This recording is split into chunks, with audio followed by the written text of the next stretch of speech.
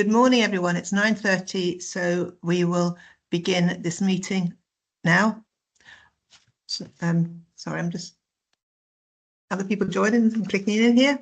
Good morning and welcome to the board meeting today, and thank you for everyone who's been able to join us as well. There's still people joining.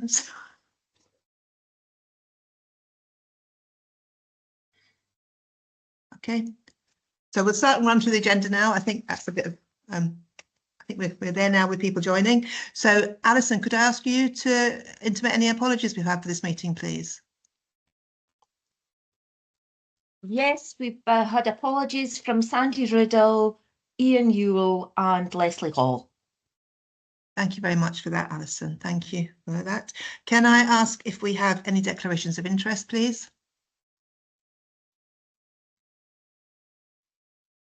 There's still people joining, so maybe I should hold on a bit, but I think the board members are all here. No declarations of interest, thank you. I'll lead straight into my formal welcome to you all this morning then. And it's obviously our fourth board meeting of 2024. We, as you know, have a very full agenda again today, which includes very important updates on NHS Grampian's financial position, with important decisions being required today, and also updates from our IJB partners, Aberdeenshire, Aberdeen City and Murray, which are important contributions to this forum. I'm looking forward to hearing their input today as well. As usual, I would like to begin by acknowledging today's guest speakers, as well as those members of the public, media and elected members who are joining us. I'd like to mention a few things before we start. First of all, the Volunteer Week and Charter.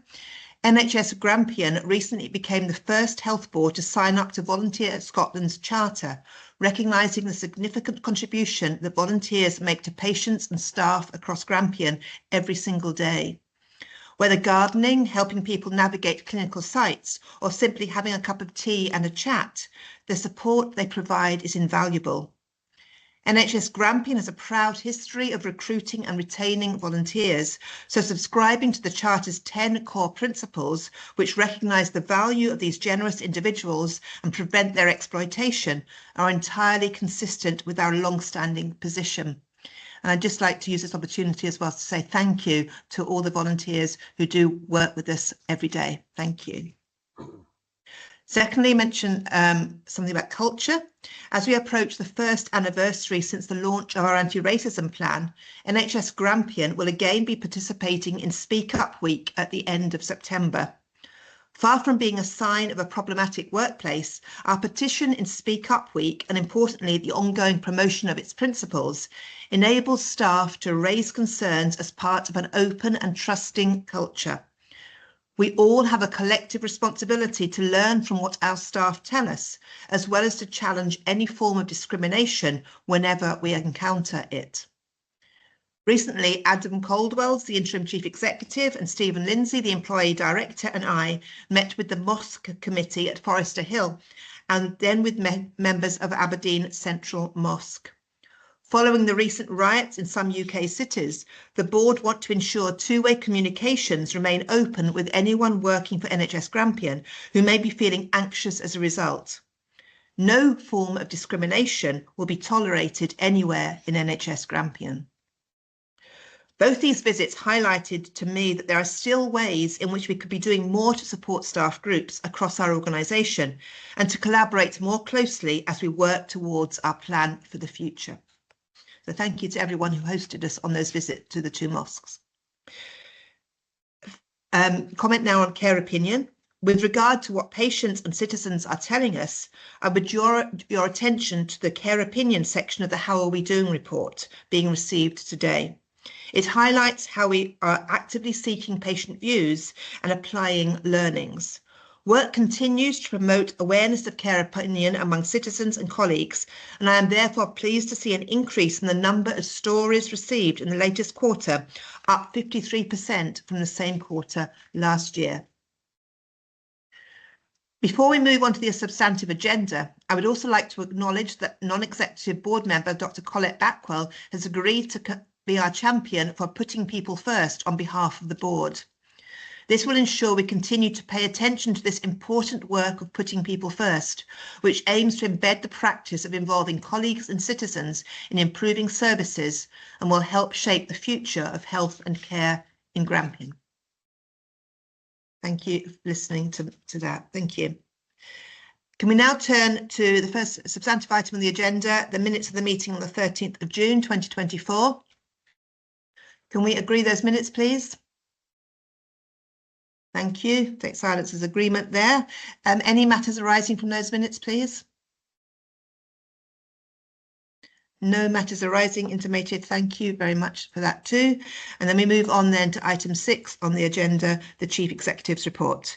Adam, please. Thank you very much, Chair, and good morning to everyone. Not letting me record it in DIRA. I don't know why. Sorry, can people who are responding? Can people be on mute? Louise, I think that's you. Can we go on mute? Brilliant, thank you. Okay, sorry, Adam, you start again. Thanks very much. So just a couple of things to pick up this morning. The performance report, I just wanted to mention again how I think this continues to develop, and particularly I hope the clarity of it and absolute transparency of what we're doing is really coming across loud and clear. And of course, that's aligning to our delivery plan and the plan for the future. And no doubt we will have some good questioning and discussion on that later in the agenda. I don't want to say too much about finance as it's a really substantive item, but I was keen to mention just a couple of things here. The first is that, you know, we do have a very efficient system and we're very aware of that. And the reason for mentioning is really the context that it provides for us then making additional savings and the very delicate balance that we're working. And I guess really the key thing I was after here was continuing to remind the board of the importance of the balance between the 3 governance frameworks, so the clinical governance, financial governance and staff governance, whilst ensuring we continue to look forward, and therefore that notion of prevention is absolutely essential to everything that we do. And again, I hope that we will hear that and speak about that lots through the meeting today, because I think it's essential as we go forward.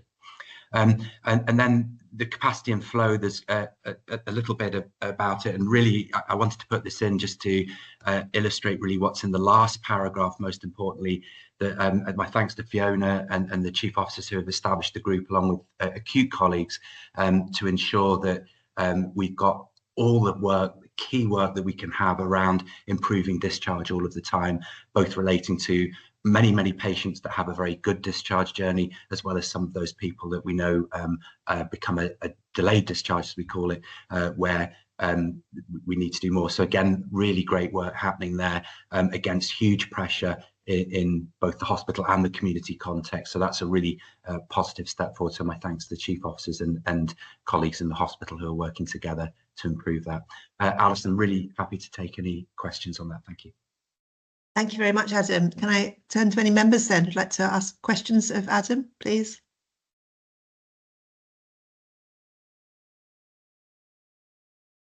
Don't seem to be any today, Adam. So very thorough Chief Executive's report. Thank you very much, Adam. All stored up, I'm sure, for the main items. All stored up for later on the agenda. Yes, I imagine that's the case. So thank you very much for that, Adam. Thank you. Okay, within that then, we will turn to the finance report on the paper. Now, obviously, this is a really key paper this morning. Just to emphasise before we start, though, that the proven track record we do have in financial matters, and the importance of that going forward as well. And before I hand over to the team, I just want to place my thanks on the team for all the work they've been doing on finance across the last months to get us to this stage today, and really glad for their contribution and their help on this. So thank you very much to the team. And with that, I'll turn to Alex, please. Alex. Thank you, Chair. Last financial year, the board acquired £24.8 million of financial brokerage from the Scottish Government, as it was unable to balance its revenue budget. For a number of years, NHS Grampian has been relying on additional non-recurrent funding and non-recurrent savings in order to balance its revenue budget. This, combined with the recent inflationary and operational pressures, are driving the level of expenditures upwards, resulting in the reported overspend of 82.5 million. On a positive note, our financial position on our operational budgets now appears to have stabilised. We have seen good progress in reducing the costs of agency nursing and employing locums through direct engagement. These two areas in particular are now seen as a proxy for how efficient NHS boards are, and it's critical in this context that we reduce costs in these areas. Now more than ever, we need to be able to demonstrate that we are the most efficient organisation we possibly can be. The Chief Executive team are fully aware of the financial position, the seriousness of it, and the requirement to reduce this overspend as quickly as possible. During the last budget process, we developed our approach to assessing savings through our find and balance mantra. This involved savings needing to find balance between our three main strands of governance being people, clinical and finance, and prevention.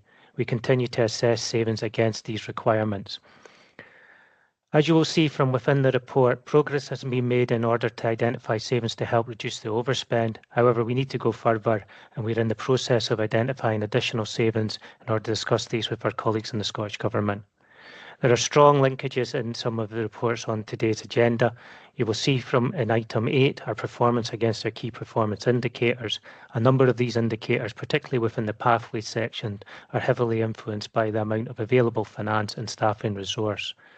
We know our low bed base is one of the key drivers of our operational performance. However, our current financial position means we have no funding to invest in additional beds. Further information is provided on this in item 10.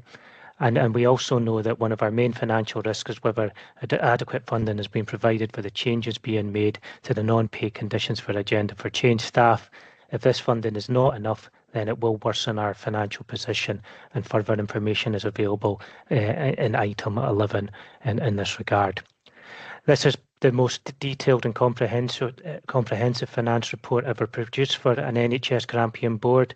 Combined with the other reports on the agenda, it provides a good indication of the challenges currently being faced by NHS Grampian and how these impact on each other. The report also provides you with assurance of all the work which the Chief Executive team is doing to recover the financial position. Chair, there are a number of specific recommendations for the board, which I would be grateful if the board could consider. However, before doing so, I'd like to reiterate that the seriousness of this financial position cannot be underestimated. We need to make decisions which seek to recover the financial position quickly, seeking to mitigate implications and deliver the most efficient services wherever we can, whilst continuing to find balance between our three main strands of governance and prevention. Thank you, Chair. Happy to take any questions, as are my colleagues. Thank you very much for that, Alex. I think that the seriousness of this position is well known to all board members, and this discussion is a really important discussion with items in the recommendations for us as a board to consider and make decisions on as well moving forward. So thank you very much for your introduction again, and for stressing the importance of this, but also stressing the importance of that finding balance, which has guided our work to date and must continue to do so going forward. So thank you, Alex. I'll turn to Dennis, please. Dennis. Thank you, Chair.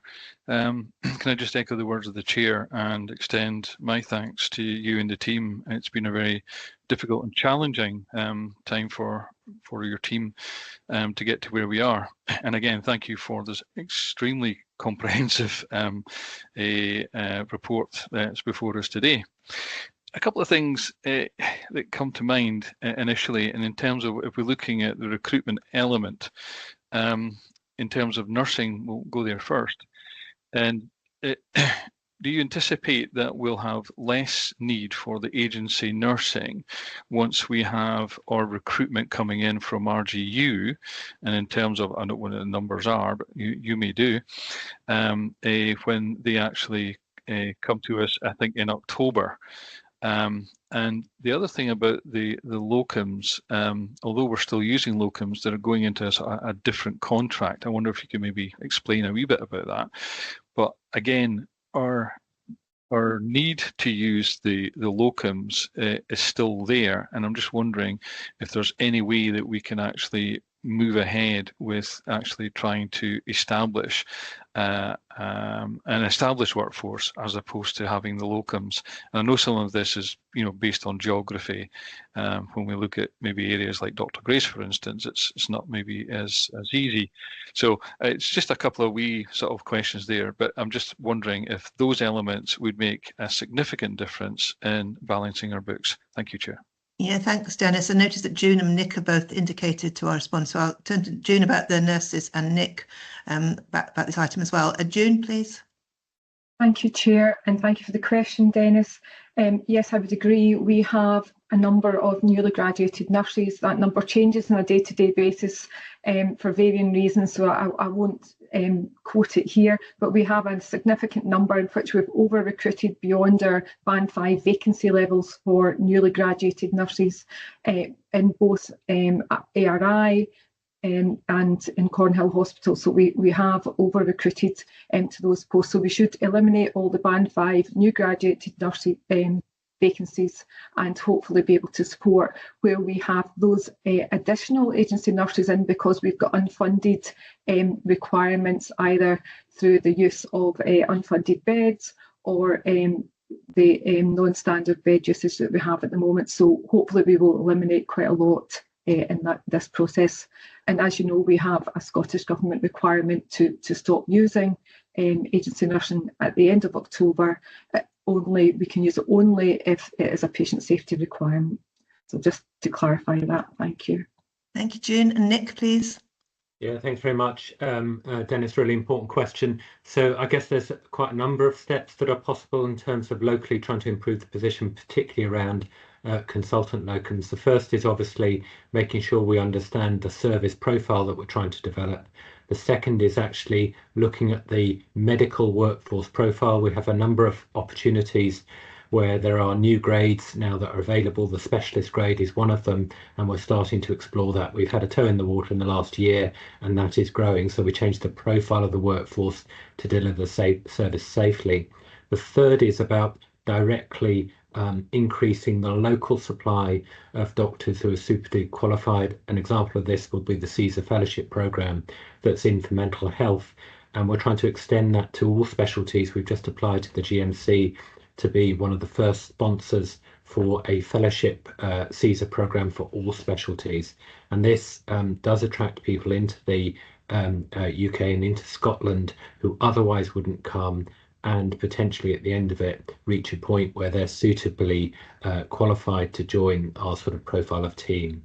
I'll leave the detail about DE and exactly how that works in terms of VAT savings to Alex, but I do think there's quite a bit we can do locally. There are huge challenges obviously in the workforce supply in some specific areas, but I think we're making best endeavours in quite a lot of areas. Yeah, thank you. Alex, do you want to come in on this as well?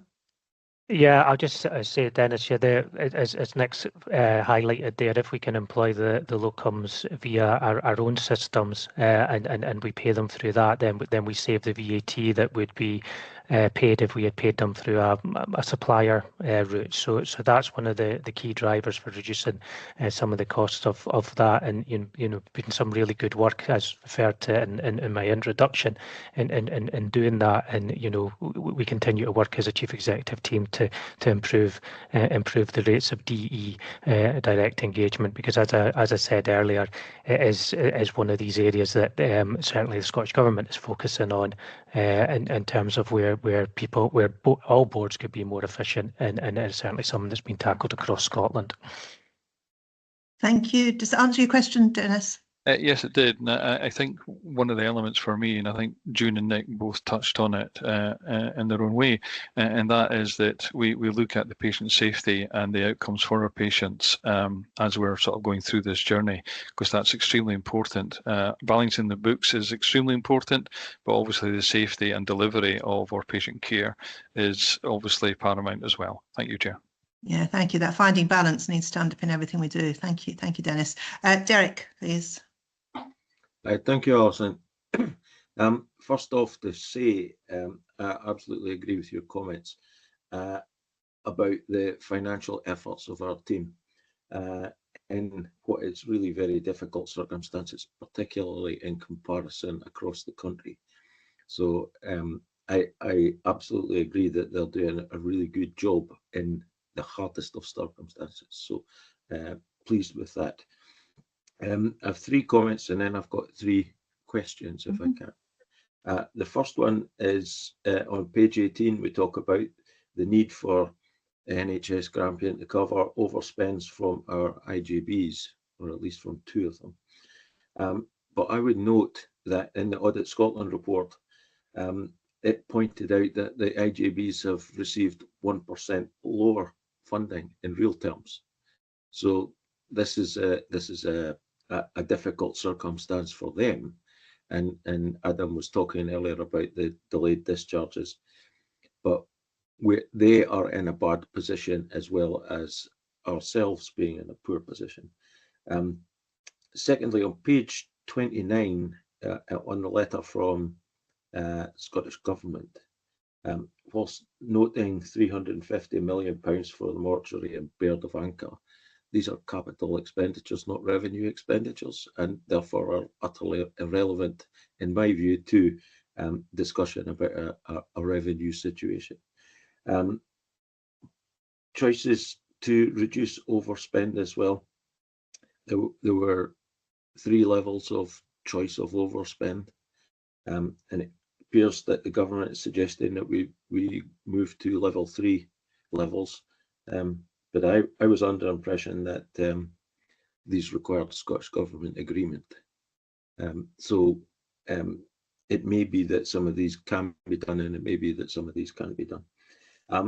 My questions are: overspend of 24.7 million for the 4 months, but it's quoted at £5 per month. 5 fours is 20, so but 6 fours is 24. Alan Sharp has explained this to me, but I think it's worth reiterating why that is. A question on the nursing numbers, and the number of nurses versus the number required by safe staffing levels. Are we in balance? And the last question is about, on page 68, we talk about a route map for change, and it's just terminology here. I wondered what the route map for change is. Thank you. Thank you very much, Derek, for those questions and comments. There's a lot of finance element-oriented questions there, so I'll turn to Alex for those, and maybe to June for the nurse one as well. Alex.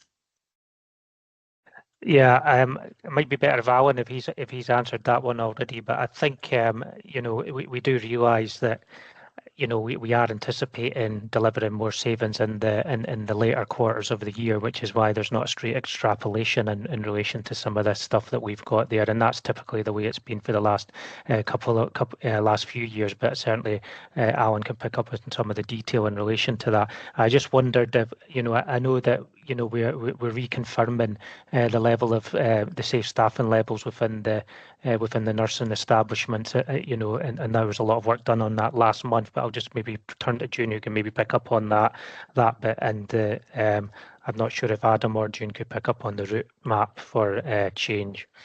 Yeah, thank you. June, please. Thank you, Derek, for your question about safe staffing. So, as the board probably know, and I've heard on many occasions round about our common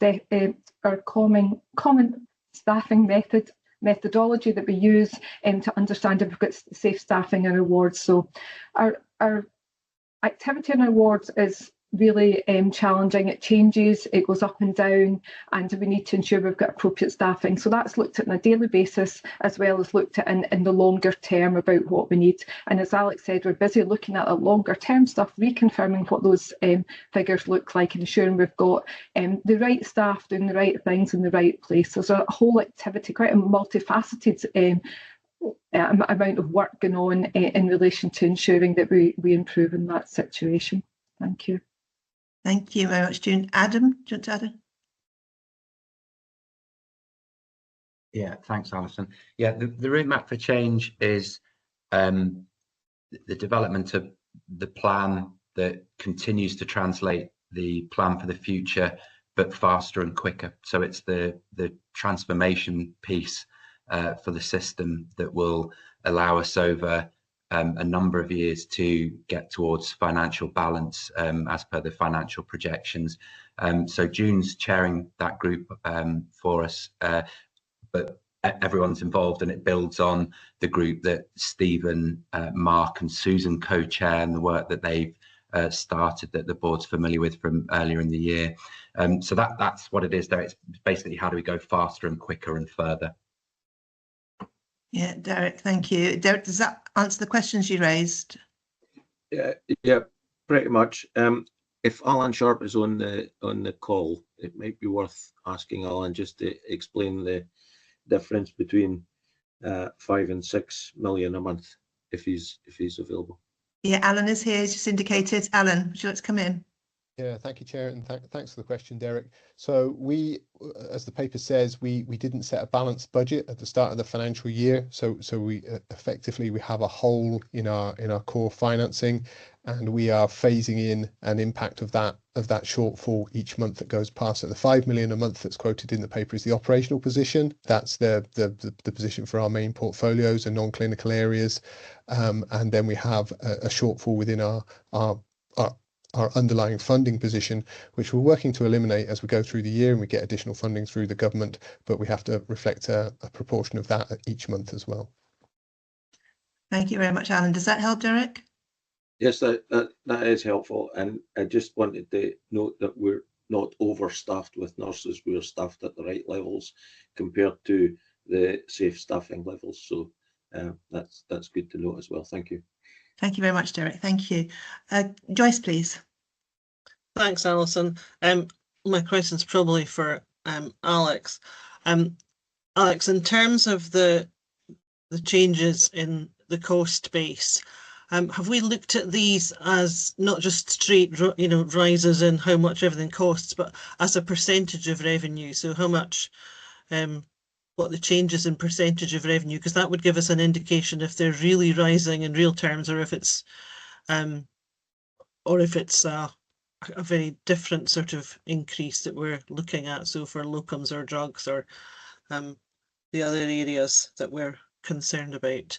And then secondly, so we're very overspent this year, but is this different from the other boards in Scotland in terms of straight numbers, or is it different in terms of percentage of our revenue? Because if we are an outlier, I would be more concerned than if we are in a very similar position to other boards. And finally, I'd just like to say I'm really impressed with the moves and the work that's been done to create this sort of finance report, which is an exemplar in comparison to what I remember seeing 6 or 7 years ago, and is extremely clear for all of us to understand. Thanks. Yeah, thank you very much, Joyce. I concur with those comments there as well. Alex, please. Yeah, we do look at the percentage increases. So we know that we've seen large percentage increases in drug costs, inflation costs, and some of the areas that we're seeing large inflationary increase in coming through is our non-staffing costs. So we can see that, and you can see that starting to come through. But we do look at actual values as well as percentage increases and work our way through that. In terms of the national position, it's referred to within the report, but there are a number of boards who are struggling to, with overspends. Our overspend, as it sits at the moment, is the largest in value in Scotland, but the fourth largest in percentage terms. So one of the areas and the reason why we've got such a large value is that we're the fourth largest board. So the pressures that we face are extrapolated higher than what some of the pressures might be in some of the smaller boards. So that's one of the reasons that our figure is in the value terms is higher than elsewhere. I think you had another point to your question, Joyce, but I might have missed that. I think that pretty much covers it. Thanks very much, Alex. Yeah, thanks, Joyce. Thank you. Richie, please. Thanks, Chair, and thanks for the paper. And just to reiterate, I think a point I think Alex made in his introduction around us having to be as efficient as we can be. I think that's just such an important principal point around any service changes or savings that we need to make. Ideally, of course, we want to be as efficient as we can be, so to completely endorse that and welcome the work that's been done, but also recognise that there's a lot more work still to do, clearly. I think the paper sets it out really well. Dennis raised a point earlier on, which I won't repeat, around staffing levels and safety and service delivery, which again I thought was also a really important point that's been well covered today. Two questions. Absolutely, the paper today sets out the challenge that's in year, and we need to focus on that in order to get an improved financial picture. And this might be a bit premature, I guess, looking forward, but to what extent are we seeing the in-year pressures potentially being the new base for 25-26? I guess I know I'm leaping ahead. I don't want to get distracted from the current year, but and to what extent are the pressures in year not quite one-offs, but I guess pressures in their own right rather than necessarily long-standing ones that'll prevail in future years? And my second question is around the savings that are identified in the paper, and how are we confident that we'll get those savings delivered? There's a range set out there from 12.6 to 18 million. Are we confident that we'll reach those savings? And goes without saying that if we can reach towards that 18 million, that would be better for our bottom line. Thanks. Thank you very much, Richie. Alex, I think I'm turning to you again on this. Yeah, I think, Richie, my view would be that this is probably the baseline. There will be some changes. So we know there will be some changes in relation to things like energy that might come down. But we also know that we've got other pressures coming along. So we know, when the Beard and Anchor opens up and the cost of those start coming through as well, that we'll have some additional costs in relation to that on the revenue basis. So we'll have inflationary pressures next year, so I would say that this is that 82.5 million feels like it is the base as it sits at the moment, and that's why over the next 6 months our real focus has to be on recurring savings. We need to get that recurring savings coming forward. In the past, we've been relying on one-off savings, and there are some one-off savings within there, but really the focus of the Chief Executive team needs to be on making sure that these savings are recurring, because that will help to maintain the baseline. So we have got a line of sight on that. We know we will need to deliver savings next financial year as well, and we start that process of pulling together what that looks like, and that will also be heavily influenced by that transformation plan that's referred to in Appendix 6. Once we get there, that then starts to become the more medium-term approach to how we recover the financial position. In regard to I've completely gone blank on the last question, Richie, so could you come back in on that one? Sorry. No problem. It's the savings, the confidence in delivering the savings. Oh yeah. So the savings as they sit at the moment, and we've mentioned that within the report, they are targets. Some of them are targets. Some of them have got a little bit more built around about them than that, but some of them are targets, and we've put that in place because we need to make sure that we deliver on a recurring basis. But it will be challenging to deliver some of those savings, no doubt about it, and that's why we provided the range as it sits at the moment. I can't give an opinion at the moment of where we sit on that range until we start to see some of the progress coming through in terms of delivery. Okay, Richie. Yeah, thank you. Colette, please. Thanks, Chair.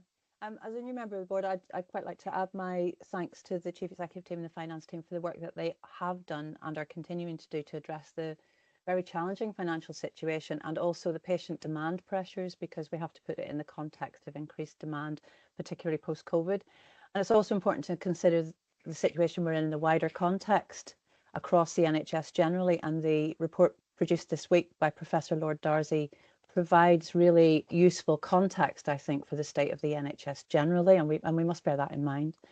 The challenges are great and are obviously going to require a long-term strategy to address them, and I welcome the proposals that have been set out, but we must consider the impact of these proposals on staff and patients. And I think, Dennis, you raised that earlier. Specifically, my question is specifically in relation to the Recovery Plan Plus. It is stated in the paper, I think on page 23, that these are high risk in terms of delivery and measures will need to be assessed for their impact on clinical services. So my question is, how have these or will they be assessed for impact on clinical services, patient safety and the quality of care, etc.? Thank you, Colette. The emphasis again on the finding balance on patient care and staff care and safety as well is absolutely essential. So I'm glad that's been raised several times in this meeting. Alex, do you want to answer Colette? Yeah, I think one of the, what we put down there is the savings targets that we're looking for. Now, based on the implications that come through, we think that there's areas that we can reduce cost in those areas which find balance.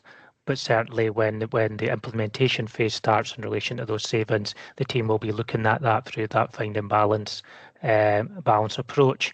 We've also taken a risk-based approach to vacancy management. So we've looked at our vacancy management procedures, and the chief executive team have recently gone and had a look through those. And we have clinical staff advisors, etc., around about those decisions to ensure that balance is founded in relation to how we move that forward. So there's a two-bit answer to that. Is one is that we've done some initial work around about that, which we've highlighted within the report, but as we go through that implementation phase, the team will not lose sight of that finding balance and the approach that requires. Thanks, Alex. Adam, do you want to come in? Yeah, thanks, Alison. It was just to really emphasise for the board that absolutely none of this happens in a darkened corner at all. The whole of my team are around all of these things, and we're working in a very cohesive, collegiate way about understanding exactly what Alex has said around risk and the balance between the different bits. It's definitely difficult. It's not easy at all, but it involves all of that, and therefore obviously we have all the professional advice, as Alex has said, and we're also working very closely with both Stephen's teams. So through GAPF, we do something every month to work on that, and clearly offline do lots of work in partnership, and also with Mark through the Area Clinical Forum to make sure we're getting that other aspects of professional advice through the forum. So it was just to add that bit of emphasis. Thanks, Alice. Thank you. Colette, does that answer your question? Yes, I mean, that's what I would have expected to hear, but it's reassuring to hear it said out loud that during the implementation phase, this will be continuously reviewed. Thank you very much. Thank you. It's really important. Susan, were you going to come in on that as well? Yeah, thanks, Chair. It was just also to add that we're building on the work that we've done around the integrated impact assessment, to use that as a quick checklist to ensure that we do absolutely need to make the difficult decisions, but there may be things that we could do to mitigate or offset some of the impact of the decisions we've made. So we're using that process. And again, one of the things that we're testing is how we screen some of the proposals quickly and then do a full impact assessment on some of the larger areas of work. Thank you, Susan. Thank you for that addition. Thank you. Bert, please. Thank you, Chair. Much of my comments have already been addressed, so I'll limit what I'm going to ask about. But firstly, just to commend colleagues for their approach to this and the efforts that they have made to try and deal with this very difficult situation. Colleagues at board, executive and senior manager level are all fully familiar with the situation that we find ourselves in and the difficulties that we're trying to deal with. But of course, this requires buy-in and effort from everyone across the organisation. So my question really is about that buy-in and awareness across all levels of the organisation. So how confident are we that staff at all levels, right across the board area, are aware of the challenging situation that we find ourselves in? How confident are we that the requirement for no unnecessary spend is being properly managed, and that the efforts that we need to be applying to make sure that savings are being achieved, how confident are we that that's being managed and it's being achieved right across the board at all levels. Thank you. Thank you, Bert. That's a really important question as well. And I think maybe I'll turn to Adam first of all to kick this one off. The response. Yeah, thanks, Alison. And I'd be keen to bring in Paul and Geraldine as the two people around the table who manage huge swathes of the organisation, not in the integrated drug boards, and maybe Fiona would comment as well about that as a key part of the system. I guess if I was giving a simplistic answer, Bert, it would be in a big organisation. I'm absolutely sure it's a bit variable, and when I'm out and about talking to people, I think people's awareness is variable.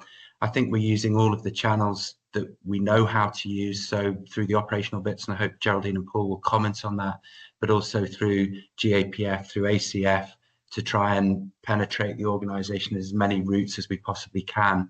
But perhaps if that's okay, Alison, if I could pass to Paul and Geraldine, that'd be great. Thanks. Yeah, thank you. Geraldine indicated first, please, Geraldine.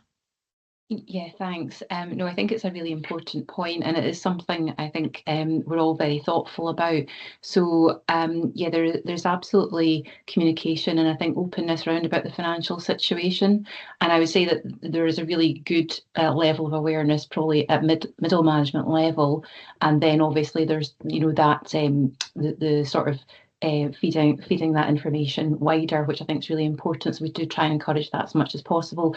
And I suppose then just to maybe kind of mention that all budget holders do have regular meetings with finance colleagues, so are going through that, you know, line by line in terms of that due diligence on what is the budget, how are we spending that, where are the opportunities for looking at things differently, redesigning services. So that's something that we're really proactively encouraging, and even within teams as well, designing, you know, ideas, coming up with suggestions for savings, efficiencies. So that's all really proactive in terms of, you know, some of the work we're doing. And I think a lot of it does tie into the 15-box grid, but then there are other suggestions as well that, you know, teams that understand services really well can come up with. So I think we've all got a kind of role in supporting that to happen as well. Thanks.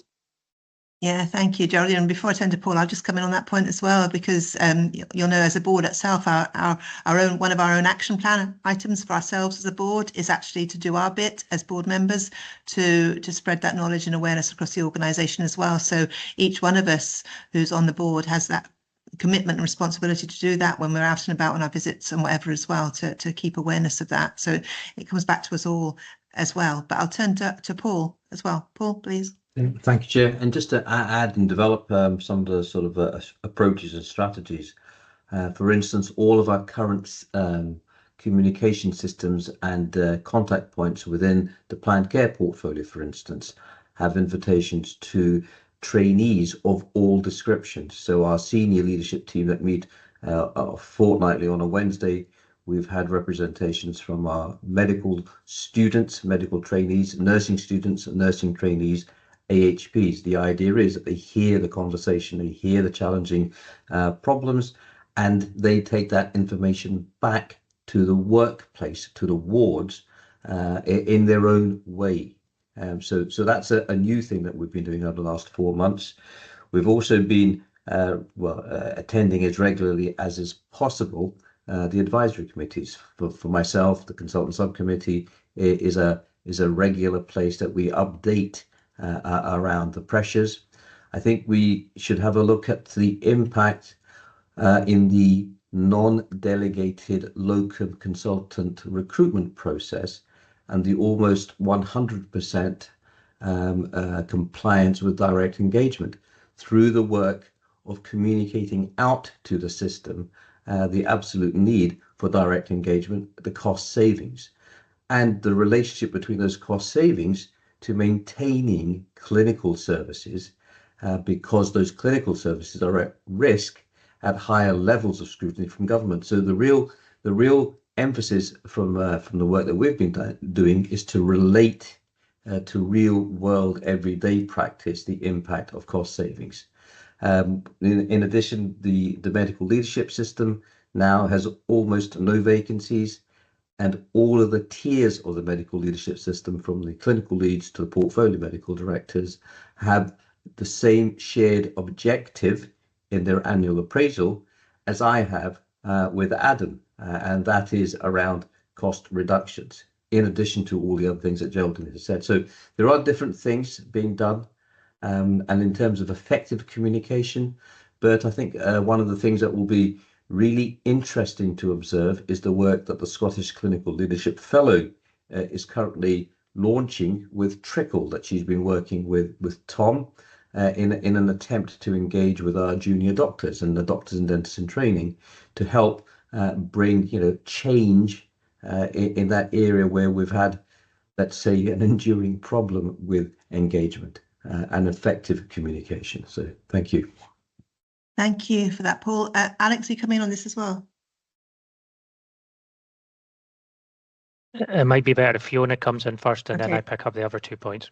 Okay, thank you. Fiona, please. Thank you, and thanks for the question. So I guess it's really building on what Geraldine was saying about, because I think that's it. I'm very confident that our middle managers have absolutely got it. And we've been doing workshops with them, and to be fair, the first one we did, they came up with 100 different ideas that we hadn't thought of, and some of them were really simple. So I think it's really important that we do that engagement. But we've also got some planning to do some town halls, some virtual town halls, to make sure that really we're getting down to that front line so they understand. And again, we know they'll come up with some different ideas. So it's things like that that we're just trying to do to really make sure that we're getting through all of our teams so they understand. And certainly I've had some lovely emails from some of the staff to say, we're doing this, Fiona. And it's really just, it's little things that are making the difference, but that's what we need to do now. So I think it's key, that communication, and definitely building. And I know my colleagues in Shire and Murray are doing similar workshops and that with their teams to make sure that we're doing that engagement. Thanks. Thank you very much, Fiona. Alex? Yeah, I was probably to pick up on Bert's final 2 comments around about unnecessary spend. So we have changed some of our systems, by removing items, for instance, off our product catalogues, so that that spend can't be incurred. And I know our procurement team are working around about they're really the front line in terms of some of that procurement. So they're certainly taking an enhanced role in relation to having a look at all the spend coming through, as are my finance team in thinking about what's been legally committed, what's not. Is there any decisions that could be made around about some of that stuff? So we do have processes and procedures in place around about that, and we continue to work on that. The achievement of the savings is a good point, and you can see within the report that we've put up today that we've put the value and sustainability plan in there, and we've got mention around about how well we're performing in relation to that. And the savings that are approved today will move into that same sort of approach, be picked up in the same cycle, and also be reported through the PAFIC committee. So certainly one of the things that we've been looking at is how we can strengthen that and making sure that that the board sees that information, and we use the governance structure to our best effect. And some of the other areas that we've been looking at in relation to that is around about some of the work that we do in the internal financial control environment, and Derek and the audit committee are now getting regular updates on some of the improvement work that we're looking at in relation to there. So what the strategy is at the moment is to use our formal governance process more, and that's certainly what we've done with the report today. We've been doing through PAFIC, and we're doing through the Audit and Risk Committee as well, and it'll help to improve oversight and start to provide information to you as board members on the achievement of savings. Thank you very much. Bert, are you happy with those answers? Thank you, Chair. Indeed, I am. I'm heartened and reassured to hear of the breadth of different approaches that are being taken, recognising how important the role of middle managers are. But of course, those at the front line have such a huge part to play in all of this. And it's something that we need to maintain as opposed to just being something for right now. But heartened and reassured, Chair. Thank you very much indeed. Thank you. Sorry, thank you, Bert. Tom, I just noticed your hand up. Do you want to comment on this as well? Yeah, it was just a very quick mention, I guess, Alison, of a couple of things, but it's good to hear Bert is assured by what he's heard. I guess, first of all, earlier in the year, we had the Every Penny Counts campaign, which received a huge number of suggestions, actually, from colleagues across the system, which for things we could do, either stop, start, or continue doing to help improve the financial position. And a number of those suggestions have been reflected in protocols that have been agreed in partnership or being developed in partnership for, I guess, how we do some of our, manage some of our core activities, everything from travel bookings, and through to, I guess, access to training and things like that to ensure that it's financially responsible.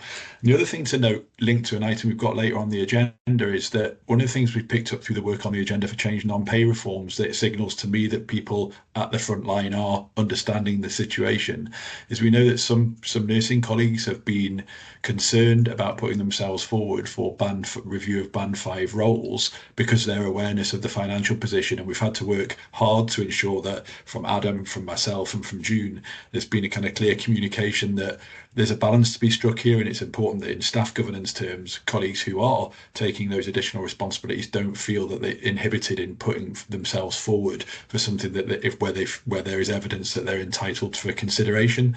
So I think it's just to highlight that's another way in which we can see that the message is getting out there to people, albeit with a slightly different sort of response than you might expect. Thank you very much, Tom, and thank you for emphasising that in this forum as well. Thank you. That's a really important point. Mark, please. Thank you very much, Chair. And first of all, thank you to the Chief Executive team for a very comprehensive report and obviously some very, very difficult possible decisions that will have to be made with regards to finance.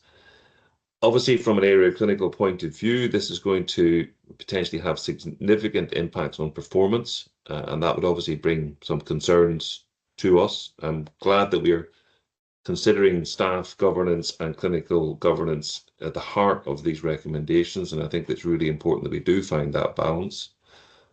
I will sort of say that I have some concerns with regards to increased waiting times. Obviously, those will be something that will have impact on our patients as they come through the system and may then have some further impacts back onto primary care where patients are waiting to be assessed. So I think these are comments more than anything else, and I think it would be remiss of me not to highlight them as part of a clinical forum aspect. But no particular questions, Chair. Thank you. Thank you very much for those comments, Mark. I think that's really important. That the emphasis from many speakers today has been on that balance as well, being really important, and also understanding the implications of the things that are being proposed as well, and needing that understanding of that wider implication as well. So thank you for that. Your hand's gone up again. Is that coming back or no? Let's just all right. Thank you very much, Mark. I'll turn to Stephen now, and then maybe come back to Adam to talk about these issues as well. Stephen. Yeah, thank you, Chair. I would like to start, like so many others have, in this part of the meeting, to commend the Chief Exec team and finance and other senior management colleagues for all the work that they have been doing and continue to do, in preparing what they've brought to us today. I also wish to commend them for the ongoing commitment and not just saying they're committed, but actually their actions proving their commitment to constructive employee relations through the model that we understand and describe as partnership working.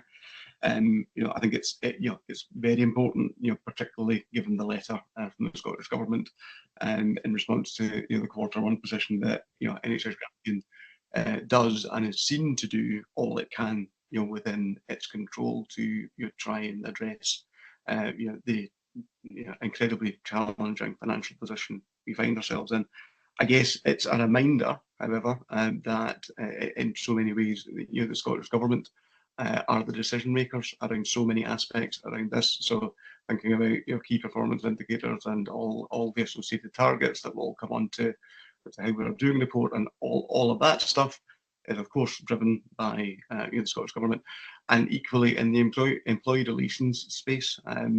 We've already had a couple of mentions of the non-pay elements of Agenda for Change linked to last year's pay award. Clearly, this year's pay award for Agenda for Change is currently being considered by the members of the nationally recognised or the recognised trade unions professional organisations, and in some ways linking to Tom's contribution in response to Bert's question, there are members of unions working in NHS Grampian who are posing some questions about the optics of this, and actually how, particularly in the public arena, how a 5.5% pay offer from the Scottish Government to frankly very hard-working and very well-deserving NHS staff across this country, how that's being described. So all of that, a bit of a commentary. I do, as I said earlier, I welcome the ongoing commitment to finding balance and maintaining our compliance with not just financial governance but clinical governance and staff governance. So all of that to say, I have a request in terms of the wording of the recommendations, and particularly the 5th recommendation on page 26, which starts with the word approve. I would ask for, so what it currently says is approve the actions contained in the recovery plan, plus that will seek to deliver further saving measures in addition to the value and sustainability plan agreed at the start of the financial year. I would request an additional sentence after that. These actions will be taken while still adhering to the requirements of clinical governance and the staff governance standard. I hope that, I think that chimes with responses given to the question that Colette asked earlier. And I would hope that board colleagues are in support of that request. Thank you, Alison. Yeah, thank you, Stephen. We'll discuss that later after being through all the questions and things, but thank you for raising it now. Could I ask you forward those words to the people taking the minutes, to Alison Wood in particular, so that they're written down as well? That'd be very helpful. And we'll come to looking at the recommendations itself in due course. But Adam, do you want to comment about anything that Mark or Stephen have said? Yeah, thanks very much, Alison. Thanks for both comments. And I think Mark's comments are at the very heart of us finding balance. Sorry to say that again in this meeting. And, that simply isn't easy. And one of the things that Mark spoke about was the risk for increasing waiting times. We're really conscious of that, and Paul has had some really excellent work at the Clinical Governance Committee recently on that and trying to understand that and the risks associated with that. So we're really conscious of those worries. We have good attendance at area medical committee, GP subcommittee, through various groups to understand those impacts again that Mark says about how things move on. So I think my sense is we need to collectively continue to work together to see how we just find and balance that really delicate path that we need to move forward on.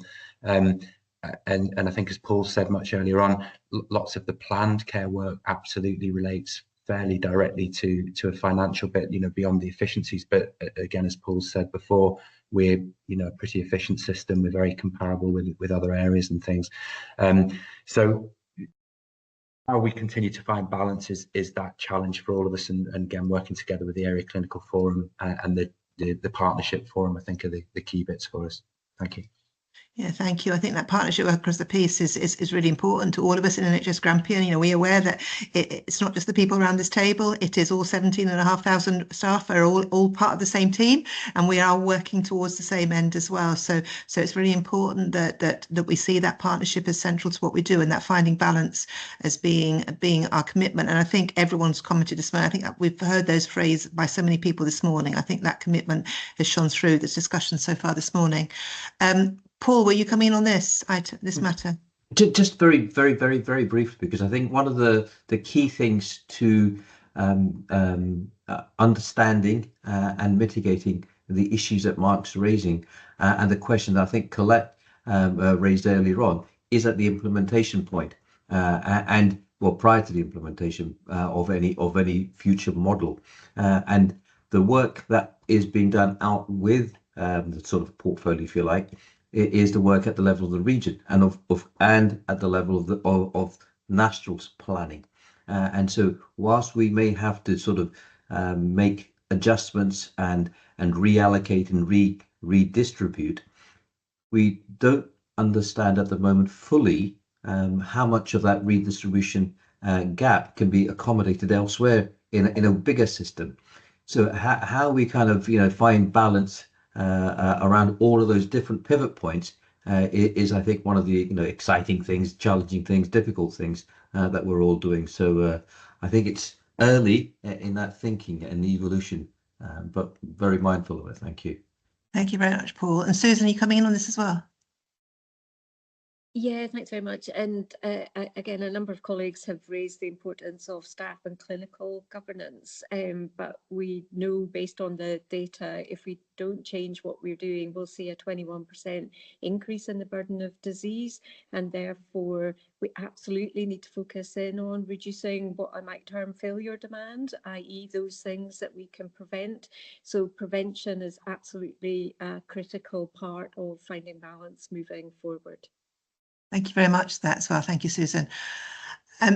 Stephen, Mark, those comments answered your questions, comments?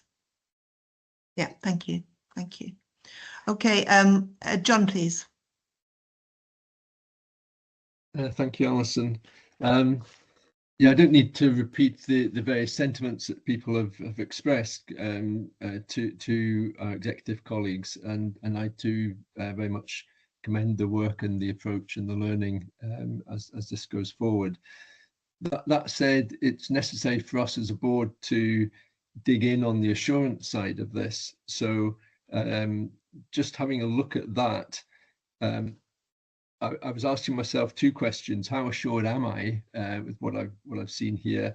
And is what we're doing going to enable us to maintain our role? Because there's information there about escalation, etc. So on the assurance, I think where I'm on this is that I very much welcome and support this board and the executive's approach on the balance. There is no silver bullet on this, and if somebody else has to come in, they're going to grapple with the same dilemma there. So I think we have to be very clear that we are taking the approach that we would be accountable for further down the line, depending what comes out of this. So I'm content very much with that. I think in terms of the approach to harm, that's robust and sound.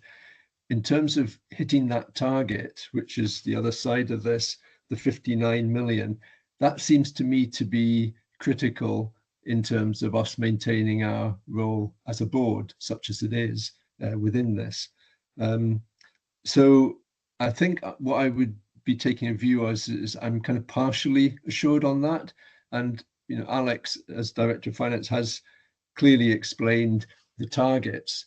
There are things that I would like to see coming, say, in our board meeting in October, which can build on our assurance around that.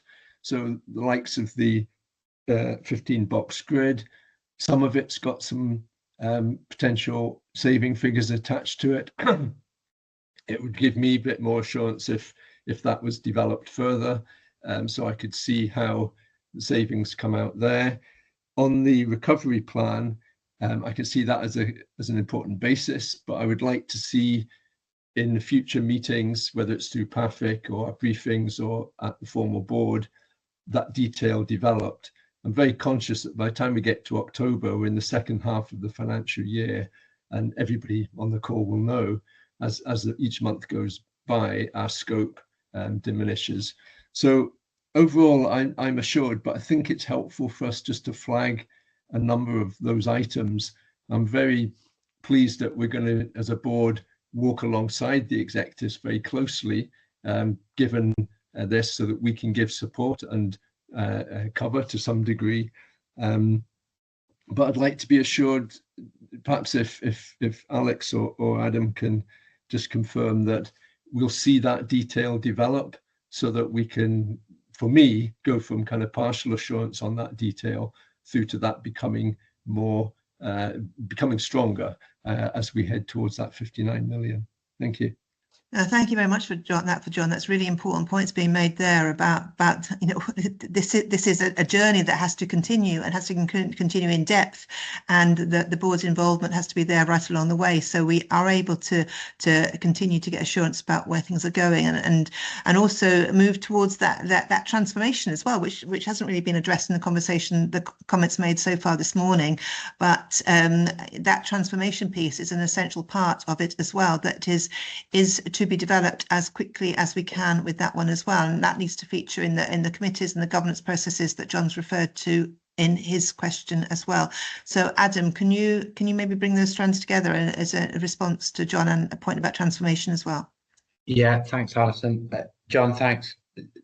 Really helpful narrative there, John. So thank you for that and for setting that out so clearly to follow. I think in a simple answer is yes. I think all of the things you've said are things that we need to do. So we will work towards that for October, and maybe something at PAFIC if that's before. It won't be, will it? October's very soon, actually. So yeah, so that will continue to develop, whether it will be to the end point, but that will be, I guess, an iterative process with us formally in the board to be able to do that. And again, really conscious of the timeline of the passage through the financial year as you described it. In terms of the recovery plan, that picks up the route map that Derek asked near the start of this item. We're working on that, and again, one of the things I've been speaking with Alison about is that we absolutely want the board to feel lots of ownership about that. So we're trying to think how we get the whole board really engaged to feel that. And again, we're really mindful of some very positive feedback we got from you all about the plan for the future and the engagement you had in that. So we're trying to make sure we have that, but at speed. So obviously there's the speed challenge that we've got in terms of getting underway, but it is that translation from the plan for the future. So hopefully there's some good steps towards it.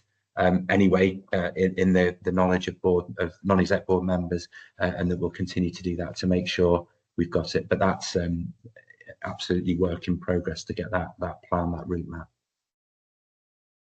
Okay, thank you. John, would you like to come back on anything? Yeah, no, that's the assurance I wanted on that point. And just one other comment would be, Derek mentioned it very early on in the conversation, was the IJB position. And I think I'd like to see, as this develops, this pathway that we're developing a bit more connected onto the implications across the system. Totally understand the focus as it is and the target, but I think we need to get into that. And I know the route map, well, if it's going to be successful, we'll have to do that. So again, I would like to see that coming through as this develops further. So it's just a comment. Thank you very much. I agree totally with that as well, John. That transformation piece has to involve whole system as well. We have to work more closely together with everyone and who's contributing to health and care across the Grampian area. So thank you for that. Hussein, please. Thank you very much, Chair. And firstly, can I also echo the comments of thanks to the senior management team for the report. I think it's quite an art to bring something as complex as this in a report that we have that's so clear to understand. A lot of my questions have already been asked, particularly around staff well-being, but I wanted to come at this from a slightly different angle. And just as these are difficult conversations for us to have, they're difficult conversations that our staff will have. They're also difficult conversations for our staff to have with patients and people across Grampian. And I don't want to stray into how are we doing, but I can already see points within that in the future would be reflective of the conversations that we're having today. There will also be, even though we're saying that we're looking to try and protect where we can patient-facing staff and so on, but there are also measures within, for example, the 15-box grid that will undoubtedly be of concern to people using the service as a whole. If I look at what Aberdeen City IJB has done with regard to its savings options, it's looking to develop budget protocols and more structured and involved ways of engaging with the public. And I'm just wondering if the team could perhaps give some commentary as to where we are in terms of communications plans, so that we do instill, first of all, confidence within Grampian, but secondly, also that engagement going forward, so that we take the public with us on this journey, and potentially by doing so, we make the interaction with staff on the front line, particularly when things maybe don't quite go to plan, and make that easier for everyone involved, because that also takes a toll on our staff and their well-being, if these are repeated conversations that will undoubtedly take place in the months and years to come. And I do have another specific question, but I'll stop there for now. That's thanks for saying that's really important. Emphasis really on our putting people first work, and how putting people first is at the core of what we're doing. I don't know, Adam, do you want to respond to that? What I'm hoping to do is to suggest that maybe Nick or Paul, who are still jobbing clinicians as well as clinical leaders, might comment on the bit about how it feels when you're sitting with patients and you know that the system's under pressure, or direct feedback that Geraldine or June have from their staff teams on that bit. And then maybe Susan could comment a bit more on the work of the putting people first. And I know we had the first day in Murray yesterday, which I think was very successful. And then maybe Stuart could just make a comment on the comms plan, which I know is in place as well. Sorry, that was lots of people. I don't know if everyone needs to comment, but there was such a wide question from Hussein. I think maybe there's a couple of suggestions to we've got Paul and Mark as clinicians, I think, first of all. So and Nick, briefly from all three of you. Paul? Yeah, so very briefly on a very specific part of a very big question. Some of the work that we, some of the systems that we have back from 2017, the prioritization system, has in fact made it somewhat routine to be able to have a very difficult, challenging conversation, albeit it's not the kind of routine conversation you want to have. So we are used to conversations and a governance systems and a management system and an escalation system where people have to wait depending on their clinical risk. So that part of it, I think, is in place and is working at a very high rate.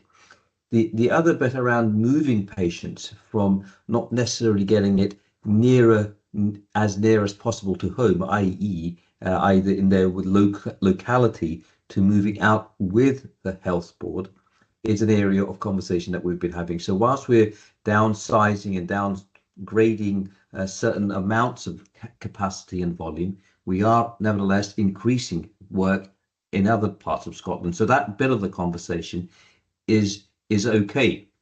The bit that I think we are definitely struggling with, and we're making work of it with GP colleagues through the interface group, and particularly Robert Lockhart, who's working with myself and our performance governance team and the acute transformation team with clusters, is how we help the general practitioners have conversations as a consequences of patient dissatisfaction with the delays of getting into our system. Once they're in our system, in the secondary care, we have a way.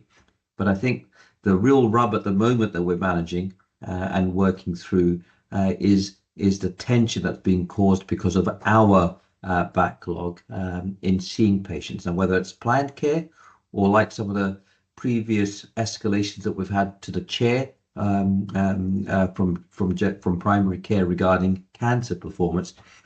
We've done that, and it's an area of greatest need for development, is what I would say. Thank you. Thank you for that, Paul, and I'm glad you brought in the GP aspect as well. It's really important, primary care. Thank you. Mark, did you want to comment as well?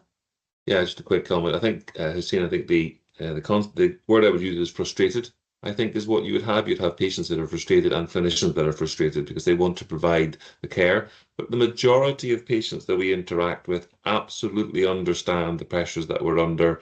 And most patients, if they can wait, they will wait, but that's not obviously our priority. But actually the public messaging is getting there. It's not obviously what we want. We want to provide healthcare as quickly as possible, but it's frustrating for the clinicians as well, who obviously want to provide the healthcare to the patients for them. But as Paul says, we do try to prioritise, and we get those patients that really do need seen quickly as we can, as fast as we can. So frustrating is the word I think that we would use, but the messaging is there. Thanks.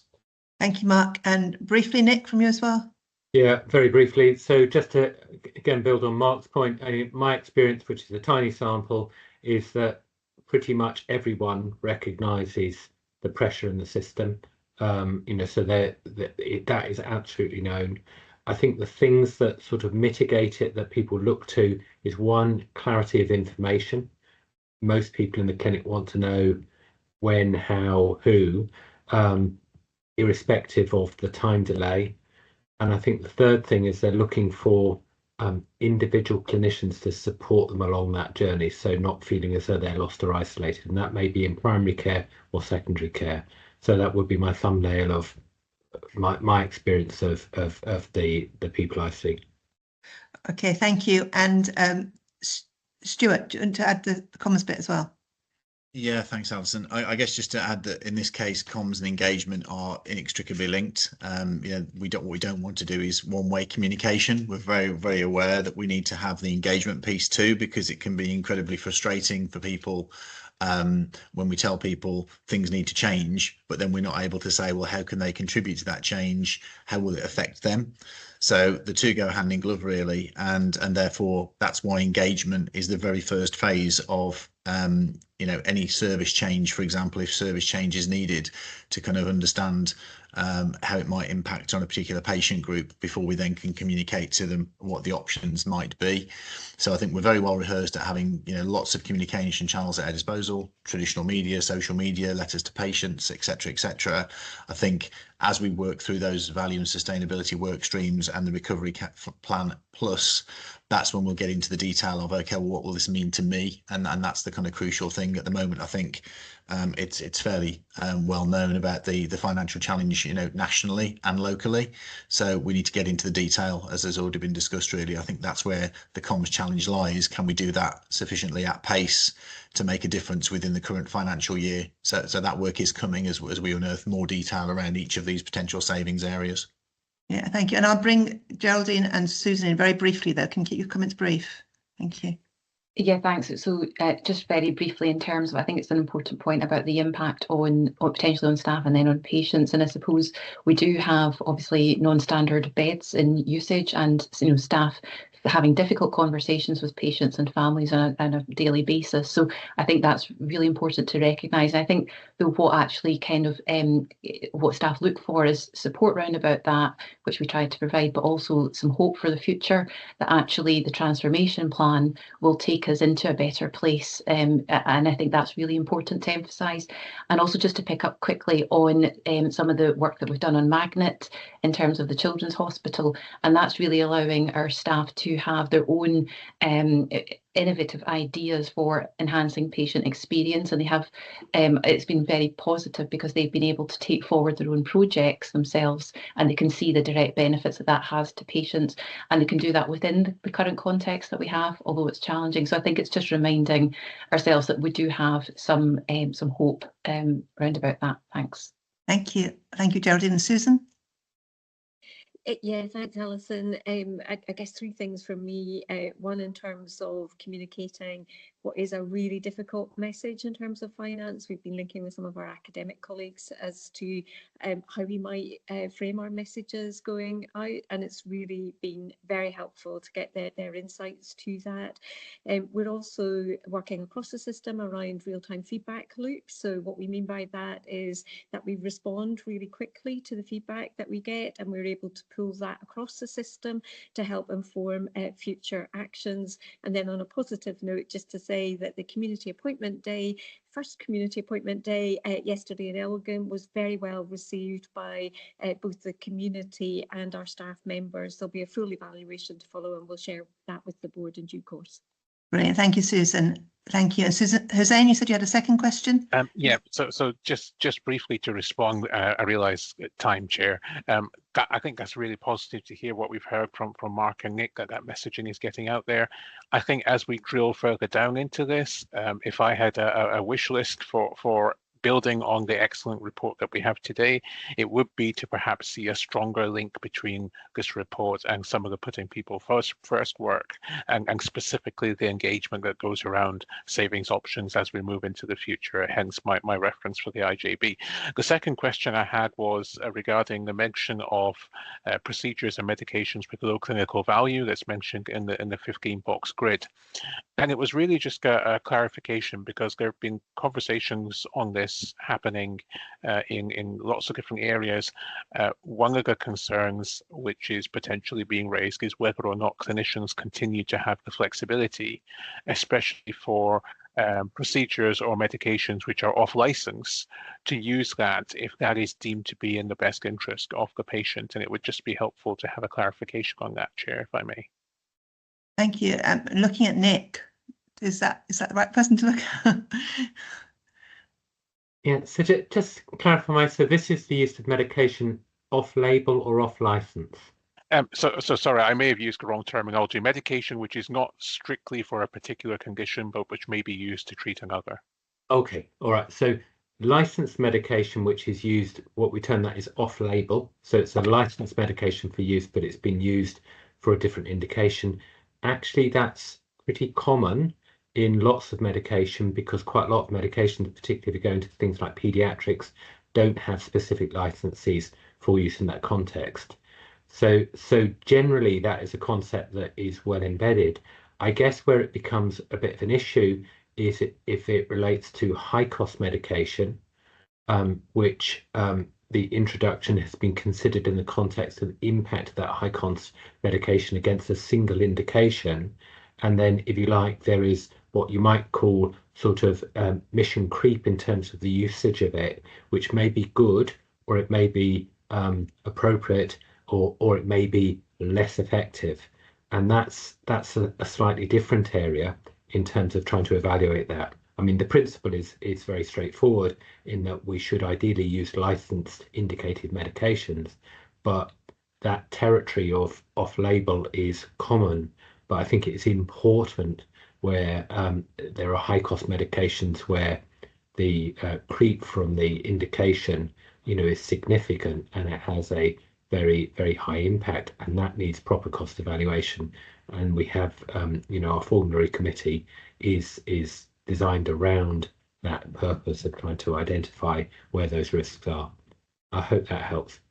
It does. Thank you very much, Chair. Appreciate it. Thank you very much, Hussein. Thank you. Okay, thank you very much. And we've overrun with these comments and questions, but I think it's been really important given the significance of what we have in front of us. And I suppose that's the context that we need to turn now to our recommendations in, that we do have a very challenging financial situation that we do need to rectify. We do need to find savings, we need to find efficiencies, and we need to move forward from the position we are currently in. So that is the context in which we find ourselves now. And the comments and questions have all been very helpful, but obviously we need to make sure that we're finding our balance while also tackling the financial situation in which we find ourselves. So I'll turn now to the recommendations. I suggest we take in I'll go through each of them one in turn, because we've got a couple of decisions at the end of them. So whilst to note that we have a revenue overspend of 24.7 million and a project at the end of July 24, and a projected revenue spend of the year of 82.5. And I think we've noted that in our conversations, indicate if you disagree. Our second recommendation is around noting expectation of the Scottish Government. I think we've noted that. Agreed. Thank you. The third one is note the progress being made in the value and sustainability plan and the work being undertaken to take forward any savings in the 15-box grid. I think we've commented on that and what we're doing. Thank you. To note that some recommendations for the external diagnostic review are being considered for implementation, and that a full report on the review will go to PAFIC and the savings will be in the October board meeting. I think we've noted that as well. Thank you. And then the approved one is the one that Stephen has suggested an amendment to. So can I turn to Stephen to repeat that recommendation you are suggesting here, please? Thank you, Chair. So the approved one would, the proposal is it would now read, approve the actions contained in the recovery plan plus that will seek to deliver further saving measures in addition to the value and sustainability agreed at the start of the financial year. That's as is. And then a new sentence, these actions will be taken while still adhering to the requirements of clinical governance and the staff governance standard. Thank you for that, Stephen. Any comments on that proposal from Stephen, please?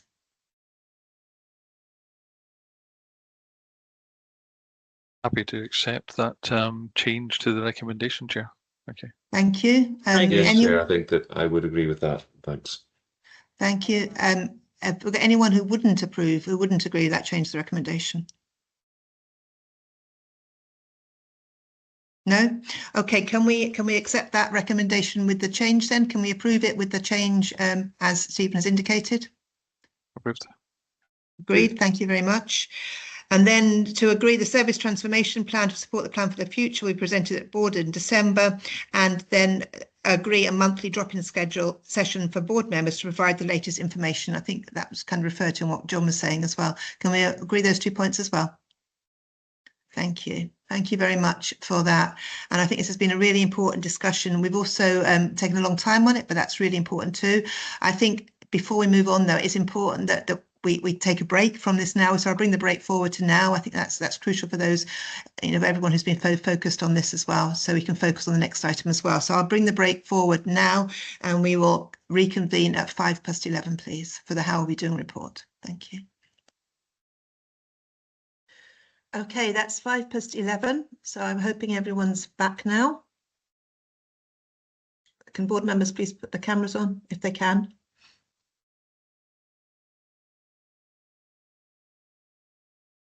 Thank you. We're turning now to item 8, which is the How Are We Doing report.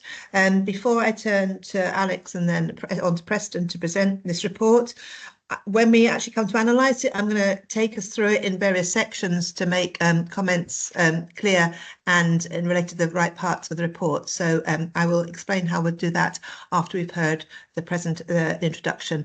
Alex, to turn to you first. Thanks, Alison. Yep, we've been on a little bit of a journey with this one in terms of the information that comes forward. So, there has been further improvements made to this report. Those improvements were discussed at PAFIC at the last meeting as well.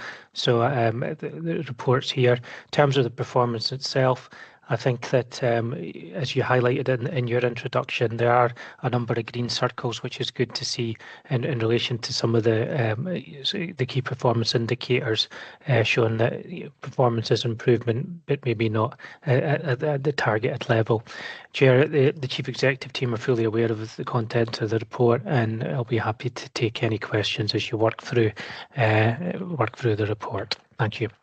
Yeah, thank you very much for that, Alex, and to emphasise that point that the green circles throughout the report indicate where progress has been made since the last quarter, and it's really important to see how many of those green circles there are showing incremental progress as we move forward. So thank you to all staff involved in those achievements there. Thank you. Is Preston going to come in now, Alex, or not then? Do you want to throw it? No, straight on. So thank you.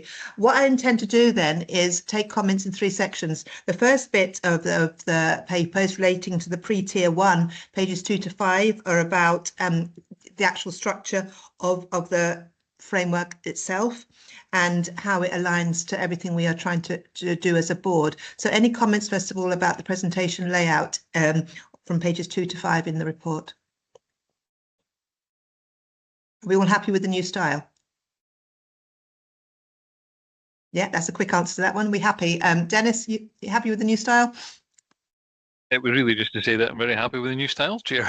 No one else seems to be coming in there. Thank you. Okay, so now I'll move into take any questions or comments about the information about Tier 1, please, about the voices of our colleagues and citizens and the performance of annual delivery plan and the performance wheel there. Any comments relating to Tier 1? Dennis, is that you again? No. Okay. Okay, then on the whole of the report then, can we have any comments or questions about the How Are We Doing report as a whole then, please? Thank you, Derek. Thank you. I just wanted to comment that this has been a journey through to how we've got to here. And each time we've had a different version of it, it's been an improvement. And I think this is a really good way of setting things out. Really pleased to see it come to this end. So I just wanted to say thank you and well done to the people who've put this through continuous improvement in action here. I'm really pleased to see it. Thank you. Thank you very much, Derek. John, please.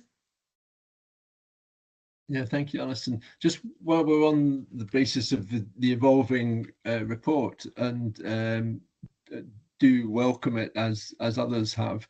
I'm just thinking of the conversations that we have about the cross system having impact on people's outcomes and on the overall way in which we need to go forward in the plan for the future, etc.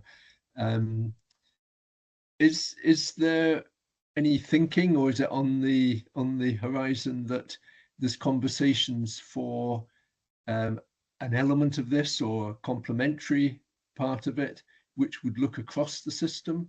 And I'm thinking in terms of that, not just on population health, which needs to be across more than just health and social care, but so I'm not expecting something immediately to come into it, but I think if it's not in the thought process of how this evolves, then that's something I would ask is given consideration. So I don't know if any of the executives can comment on that. No, thank you for the question, John. And it's very much in our working on transformation, is it to work better across the whole system? So that would be part of that as well. I don't know if anyone wants to come in on that. Adam, please. Yeah, thanks, John. And Alex, who is obviously leading on the work here, maybe there's some progress on that. It's certainly not something that I've been aware of lots of conversations of trying to look at performance across the whole bit. Although as you spoke earlier, the progress on planning across the whole system is definitely taking steps forward. So that is a good response. I'm conscious Susan's often helped us lead some work on that shared governance bit, which I guess is the obvious space we step into, isn't it, when we look at performance across multiple governance frameworks. So that may be it, but I think it's a really good point, John, and probably one for us to take away, unless Alex has already got it in hand. Thank you. Alex and Susan both coming in, please. Alex. Yeah, I think it's one that we'd have to have a look at, John. I mean, we have had some thoughts about it, but there is something about respecting the independence of the integration joint boards as well, in relation to how they interface with this board. So there's a fine balance in relation to that, and we do have some of the indicators where they kind of cross over. Delayed discharge being probably the one that's most high profile, but there is possibly some other way of thinking about how could some sort of performance information go from both sides, if you know what I mean. So it would have to go, from our side and from the NHS board and the integration joint board. So we can give that some thought, particularly as we move through that planning process that we're talking about, and where that plan ends up and how we work forward from there. So it's a good question, certainly something to be thinking about. Thank you, Alex and Susan. Yeah, no, I guess there's two parts of the question, isn't there, John? There was something about the longer term outcomes, and some of the work that we're doing with the 3 integrated joint boards around joint strategic needs assessment. We've got a meeting coming up this month to look at how we can ensure a bit more consistency across those, which would enable us to pull up the data then to the Grampian level and doing it once across the Northeast. The second area of work that we're doing, tied into some of the work around the human learning systems, I think what you're highlighting is some of the interdependencies along the pathways, about bits that are managed in different parts of the system. Some of that requires us to work through data sharing agreements. So again, there's work going on with Fiona and other chief officers to map out the pathways, particularly around delayed discharges. So looking at what are we doing to keep people well at home, how are we responding to critical incidents in an individual's pathway, how do we manage their time in hospital, and then how do we support the re-enablement. And if we were looking at that across the pathway, then that would help us to identify where we should best focus our improvement actions. So there is work away around that, and then we'll work with Alex to see how we can put that into the performance report moving forward. Yeah, thank you. John, do you want to come back on that? Yeah, no, I think that's helpful. Maybe some of us who are on those other independent bodies can prompt it at that end as well, because it strikes me it's a kind of neutral but necessary part of getting into what that cross-system work needs to be by illuminating what is happening for the public, the patients, the clients. So it's really positive to have this as the NHS Grampian element, and I think if we can prompt something which expands that, it will help a step change in that cross-system working, which we keep talking about as being critical, and take it forward. So and look forward to any comments on having reflected on that, as Alex is saying. Thank you. Yeah, thank you for the comment, John. And I think the paper itself, with the figures on delayed discharge and where we are with delayed discharge compared with where we were last year, it lends itself to that kind of cross-system approach as well, to better understand the situation. So, I mean, that is something that shines out of the report that we've got in front of us today as would benefit from some work like that. So thanks, John. Richie, please. Yeah, thanks, Chair. And just a couple of comments and perhaps a question.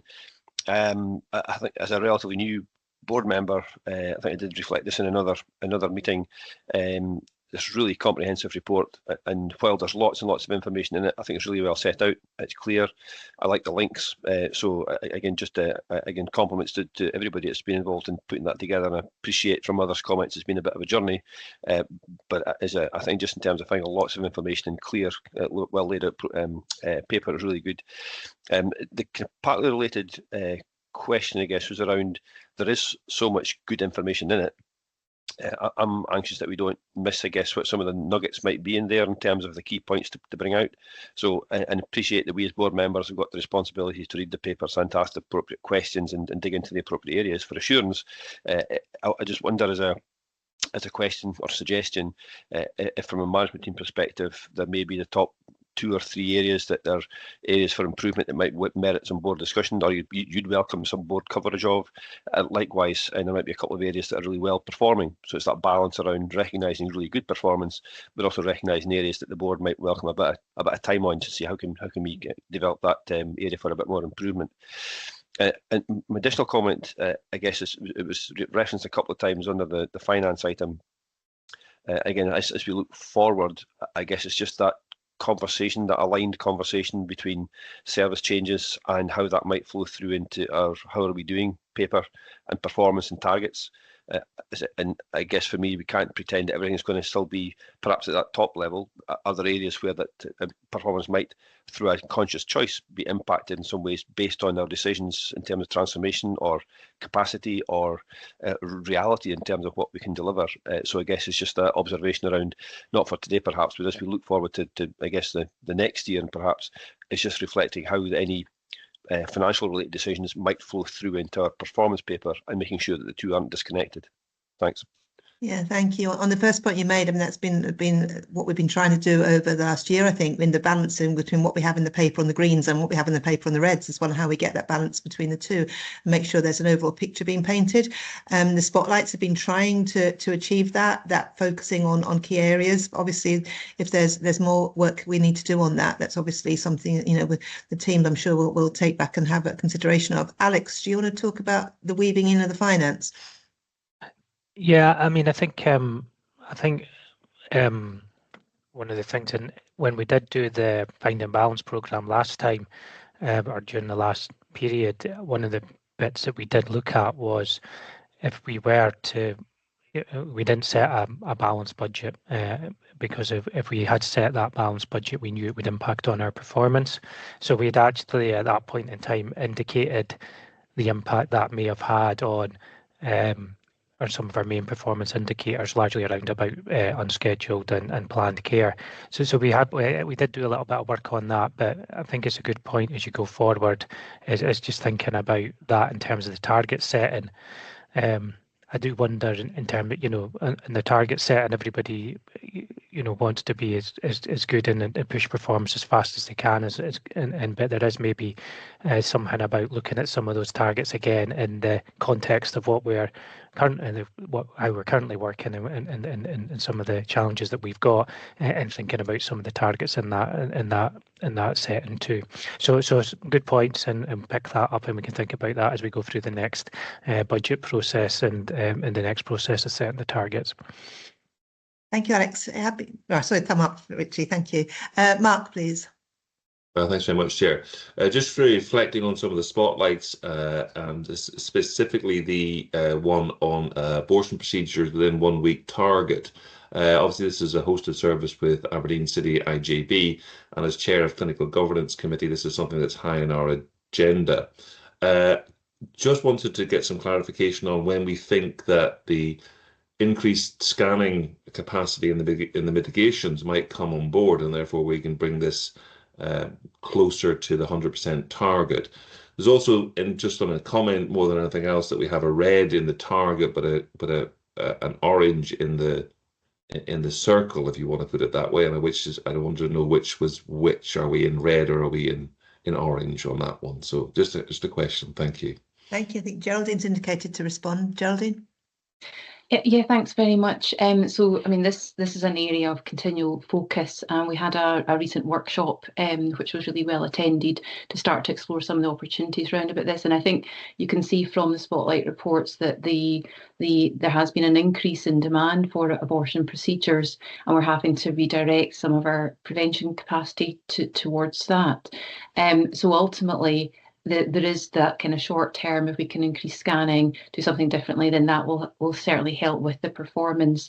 In terms of timescales, I think it is pretty soon. I don't have an exact time frame round about it, but I'm happy to check that and feed that back. But I think, longer term, there is definitely something about how we can do things differently around about some of the work we're doing with contraception care and that more sort of preventative type of approach. So I think in terms of the reds and the ambers, what I would say is that obviously there's two different metrics. There is the first one, which we've achieved 99%, and that's about offering individuals an assessment within 1 week of contact. So target's 100%, 99% is the best I think we've had on that. And I think actually the months as part of this current quarter, which we've not reported on yet, are showing 100% has been achieved, which has been massive amount of improvement. The other target is round about offering procedures, and I think what I would say is that these two performance metrics are very interlinked. So if we perform well in the first one, then it is likely we'll perform better in the second one. But as you can see, the capacity is an issue. It's not just scanning, it's also about inpatient beds being available. We do also know that when we move into Baird Family Hospital, that will help in terms of theatre capacity and bed capacity. So that's a longer term vision. But I'm happy to pick up any further details, Mark, offline that can help with that. Thanks. Thank you, Geraldine, for that. Thank you. Preston, did you want to come in there as well? Yeah, thanks, Chair. Just a response back to Mark in terms of the query about the orange and red as well, in support of Geraldine's comments. And just in terms of how we rate the assessment of that is actually through page 5 of the ratings criteria for the performance scorecards. So basically, anything that's well within the target, it's meeting or exceeding target, is actually green. Beneath that, then basically what will be within the 5% threshold of that standard of target will be the amber rating for that mark, and anything outwith will be the 5%, will be red. Thank you. Thank you, Preston. Thank you. Okay, Mark, content with those answers? Yes, thank you very much. Thanks, Chair. Thank you, Mark. Thank you. Derek, please. Thank you, Alison. I just wanted to note, going back to John's point about whole system approach, In terms of the audits, there is some discussion underway between NHS Grampian and the IGBs about sharing audit information, and I know there's a wee bit of a push about joint audits. So that type of work about looking at whole system is being discussed in terms of the audit. I just wanted to make members aware that that was that discussions were underway. Thank you. Thank you very much, Derek. I wanted to highlight something myself. Sorry, Joyce first. Let's Joyce come in. Joyce. Thanks. Yeah, I'd gone through some performance reports from a few years ago before COVID, and the difference is quite remarkable, because the clarity in this is excellent. It links directly to our plan for the future. It's very easy to follow. It's written in language which is relatively straightforward. So I'd like to thank the team who've done this, because it's been an astronomical amount of work, and it is certainly appreciated. And I also think the fact that this is at the board meeting, it's transparent, so everyone, all of our patients and users, can see this if they wish to look at it, to find out what the state of the NHS in Grampian is at any time. Is extremely good. I think it also highlights the issue about communication, which is probably always one of the biggest challenges that we have. But we have to remember that communication is a two-way thing, and we need to encourage the population to talk about what they expect from us, and also for us to have communication back to them about what is beyond what could be expected. Because I think if most people who are not involved in the NHS, their view of hospitals will come from American TV shows or British TV shows, where everything is scanned and done within 5 minutes, and it's not reality. So I think there needs to be a reality check on what we can do, how we can do it, how much it costs, what people should expect, so that when we then talk to people about prevention, they understand that by undertaking things themselves, they're helping others to get the access to services that are very much needed. So I think it's a really useful report that can be used in so many ways. So thanks to everybody for that. Thank you very much for those comments, Joyce, and appreciate the team's work on this as well, and how it's been developing over the last year as well to get to this stage. So I appreciate that. I mean, you made a point there about transparency, and in our previous paper about finance, we were talking about efficiency as well. And with those two things in mind, I was just draw attention to the page about clinical waste and recycled waste and how we're doing in those particular areas. And it has to raise the question there about, are we doing enough to actually think about our waste streams and the money involved in that. I don't know if Alan wants to comment in response to that. I don't know if he's here, actually. Yeah, yes. Thanks, Alison. I'm here. Thank you. Yeah, there is a lot of work that's went on, as we've seen when myself and yourself had a walk around. However, there is a lot more that can be done, and it's how do we get the good work out there.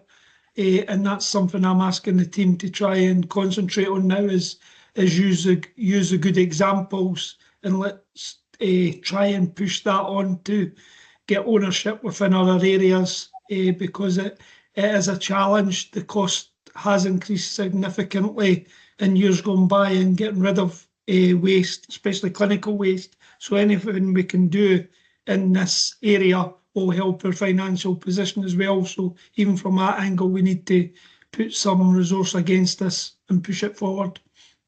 Yeah, thank you for that, Alan. It's one of the examples where everyone can help make a difference in our overall position as well. Thank you.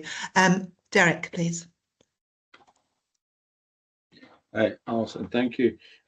I just wanted to highlight something which I think is really worth noting, particularly in terms of this report, but also the finance.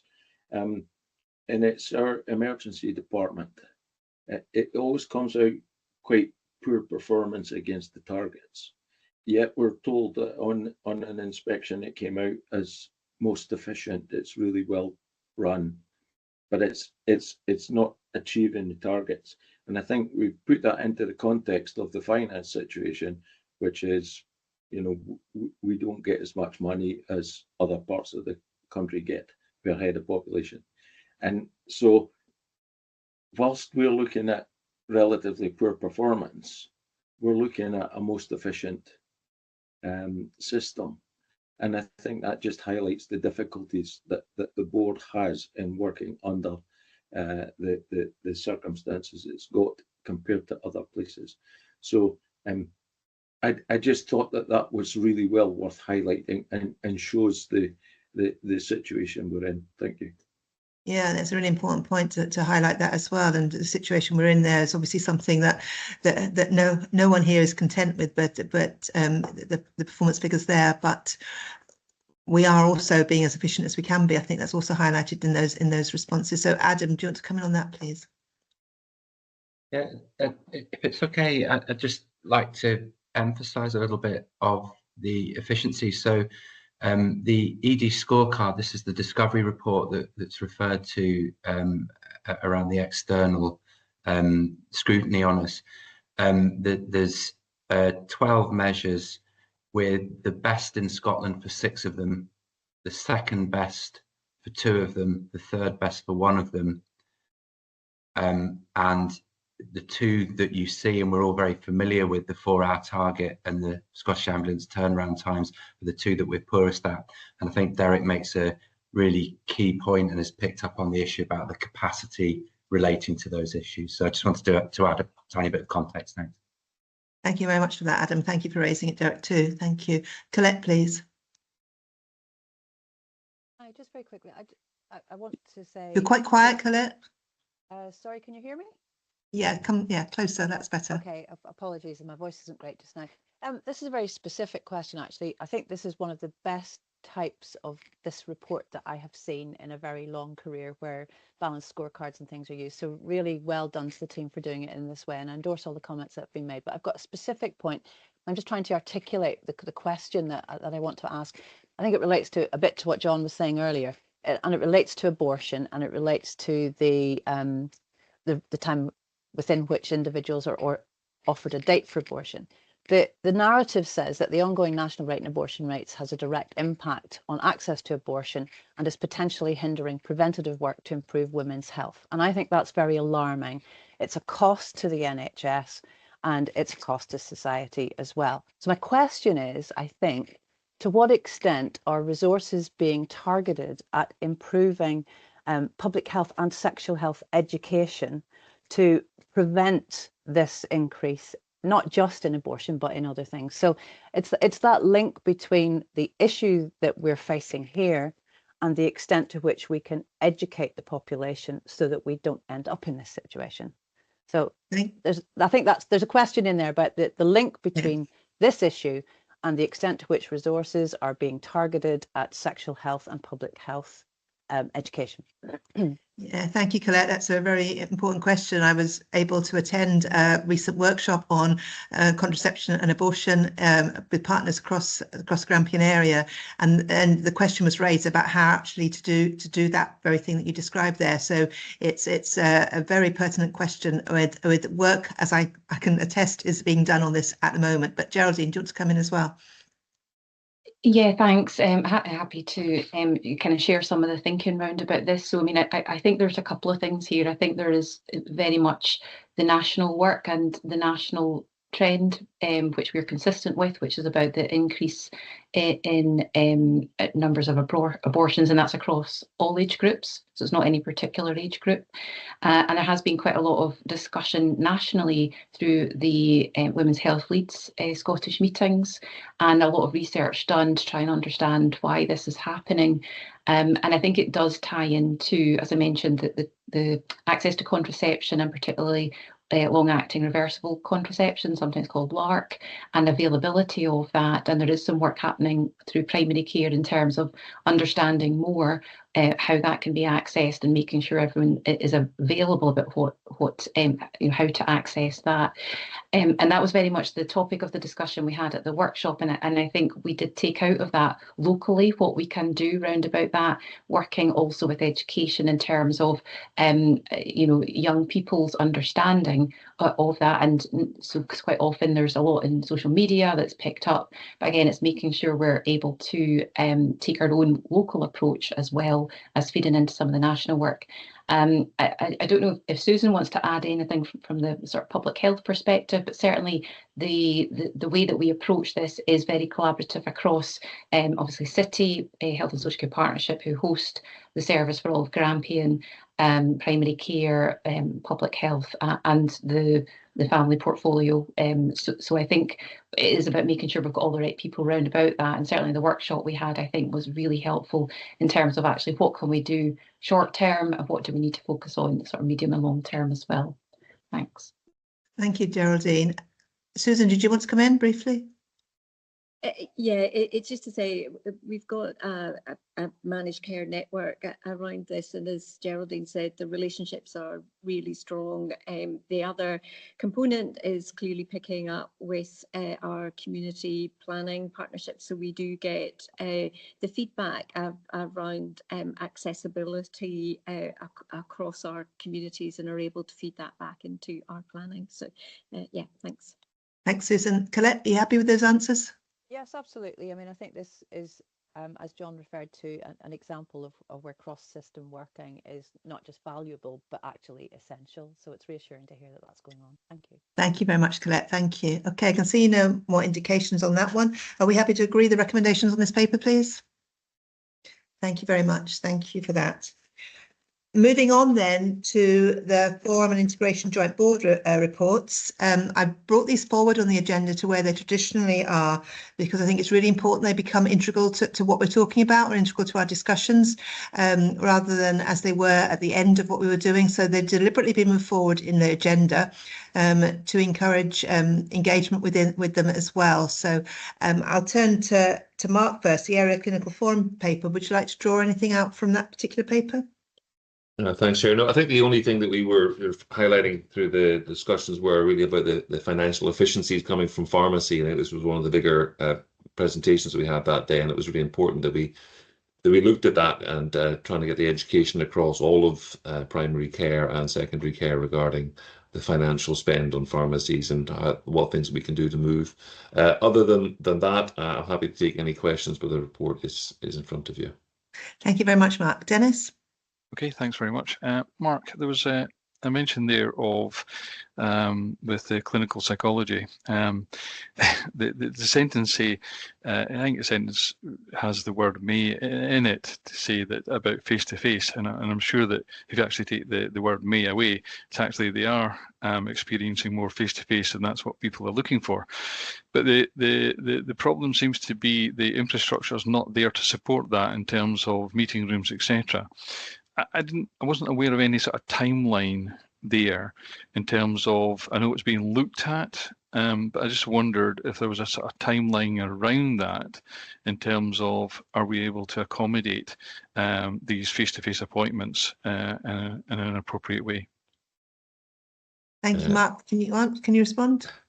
I would love to be able to give you. I'd love to be able to give you an answer on what the timeline was, but it was just raised, Dennis, as being that they were struggling with the infrastructure and to get patients, and patients certainly want more in-person or face-to-face consultations, and this was leading to some colleagues deciding this is maybe not where they wanted to stay. They wanted to move on to different places. So this was something that was really quite highlighted to be looked at. So, but I think there is a review of the estates going on certainly in health and social care partnerships, I think, and so hopefully we may be able to find some more facilities for that to occur. But I can't give you a timeline. I'm sorry. No, that's fine. But it's work that's ongoing, which is probably okay.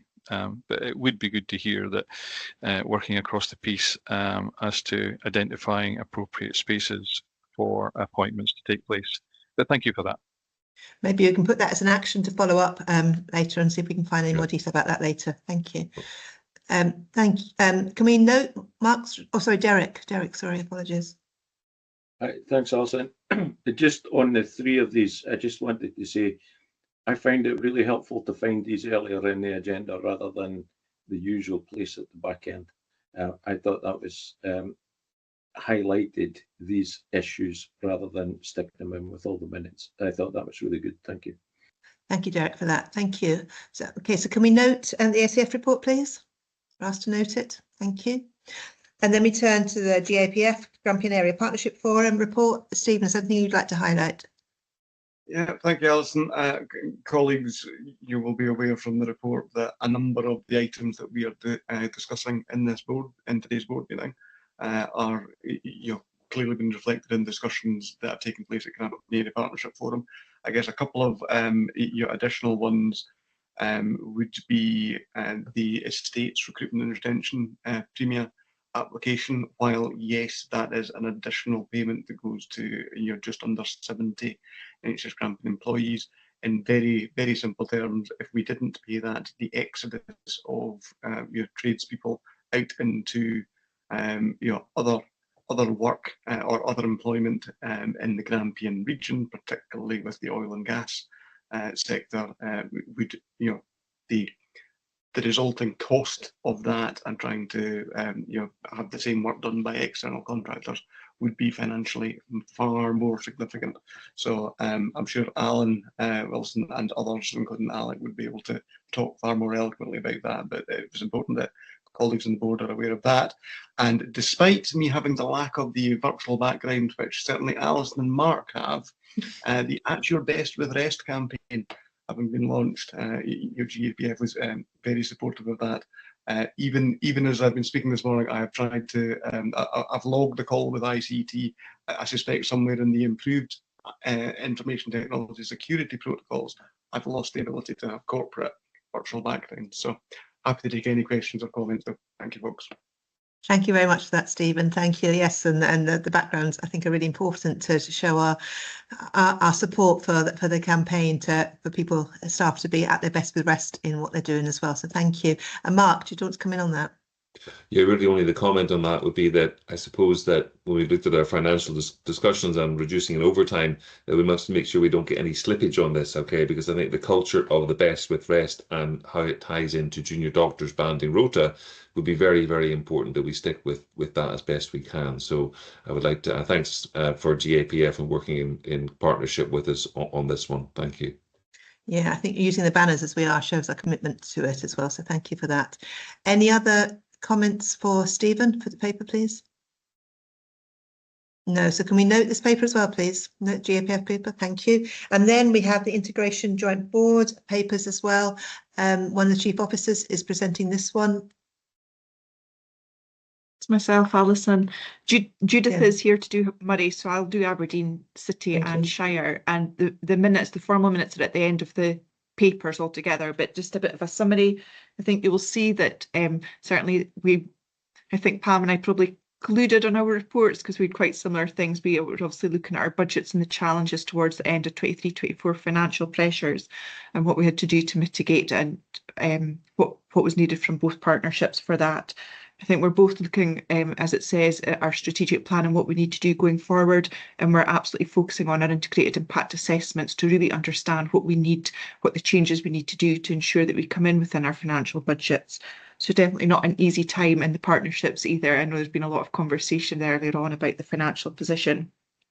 I think definitely that forward looking and thinking about what we can do in our communities, how we can use technology enabled care to ensure people are staying at home with the right support, and trying to shift that culture of people have got to do everything and what can we use with technology. So I think that's really helpful to see that starting to come through. And then we both were looking at there's been a significant amount of work done around about our mental health, our adult mental health services and the pathways. So we've been reporting through our IGBs how that progress has been and looking at the governance of them to try and make them a bit more streamlined. I don't think I've got anything else to add, Alison. Happy to take any questions and happy to hand over to my colleague, Judith. Thanks. All right, I think we'll come to Judith first, and then I'll take any questions for either of you. Thank you. Judith, do you want to add anything from Murray's point of view?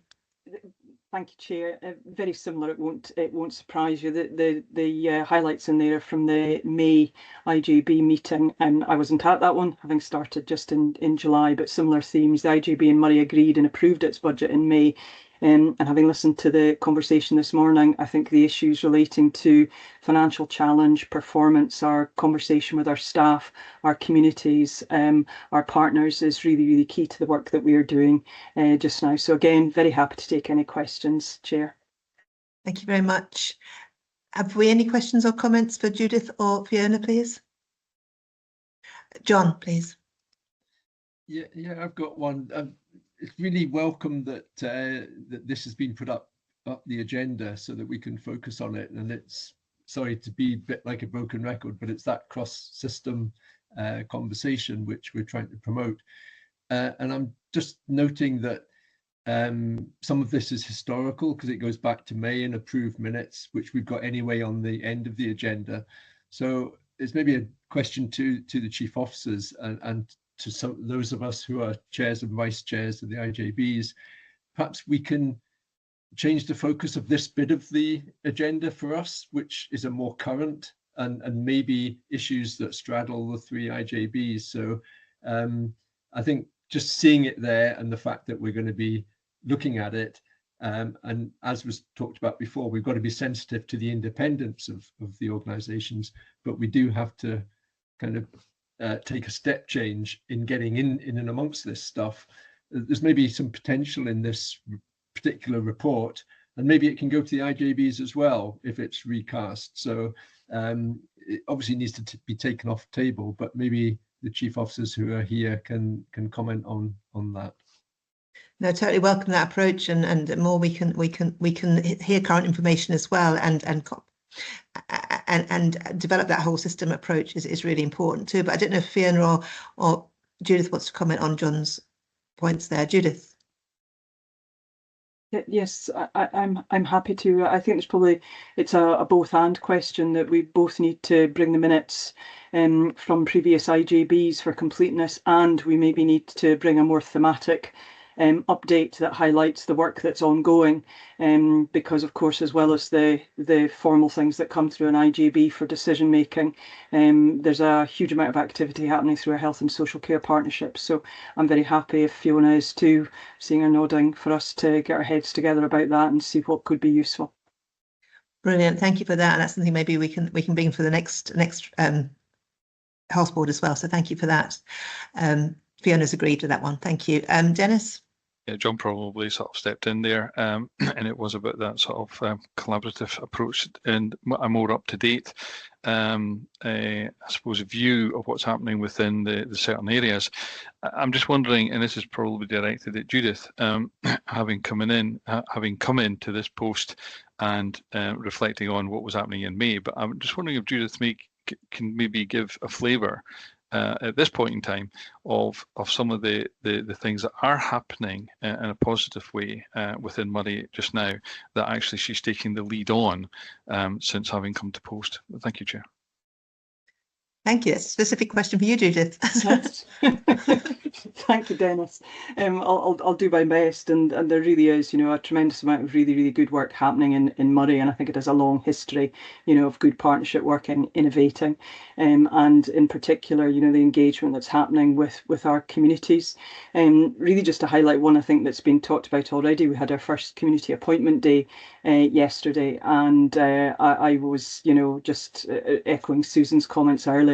It's the first in Grampian, and it was a tremendous success in terms of the footfall. This is an approach that supports people getting a clinical appointment, but with a lot of wraparound support from other services, signposting, community opportunities that people might benefit from, that might help them support themselves with their own condition, but also, combat some of the other things that we're concerned about, isolation, loneliness, and just general well-being. So we'll really look forward to the output from that.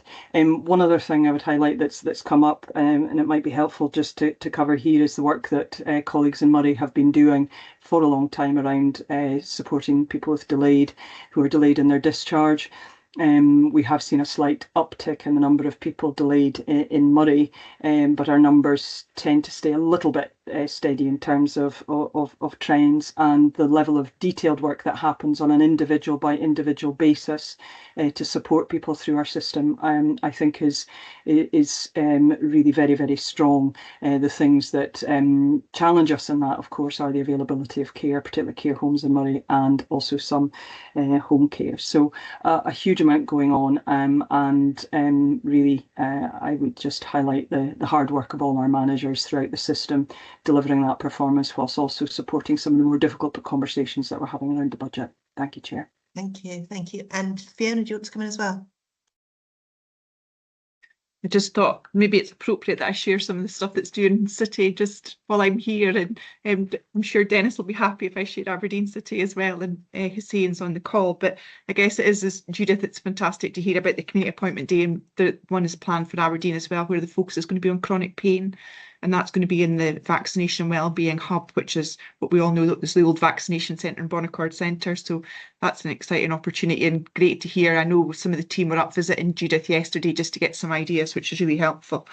I think one of the other things that we're really keen for is we're reviewing our strategic plan, as I said, but we're really putting that prevention. Susan will be delighted. The prevention spine is the key bit for us in our plan, as we're looking at our whole family approach of how we deliver services in the community and really trying to shift that needle of where we are and focus on wellness and health and ageing well. So delighted to say that we're working in collaboration with Sport Aberdeen, and we've identified a GP practice that we're about to start doing a test about ageing well and working with that local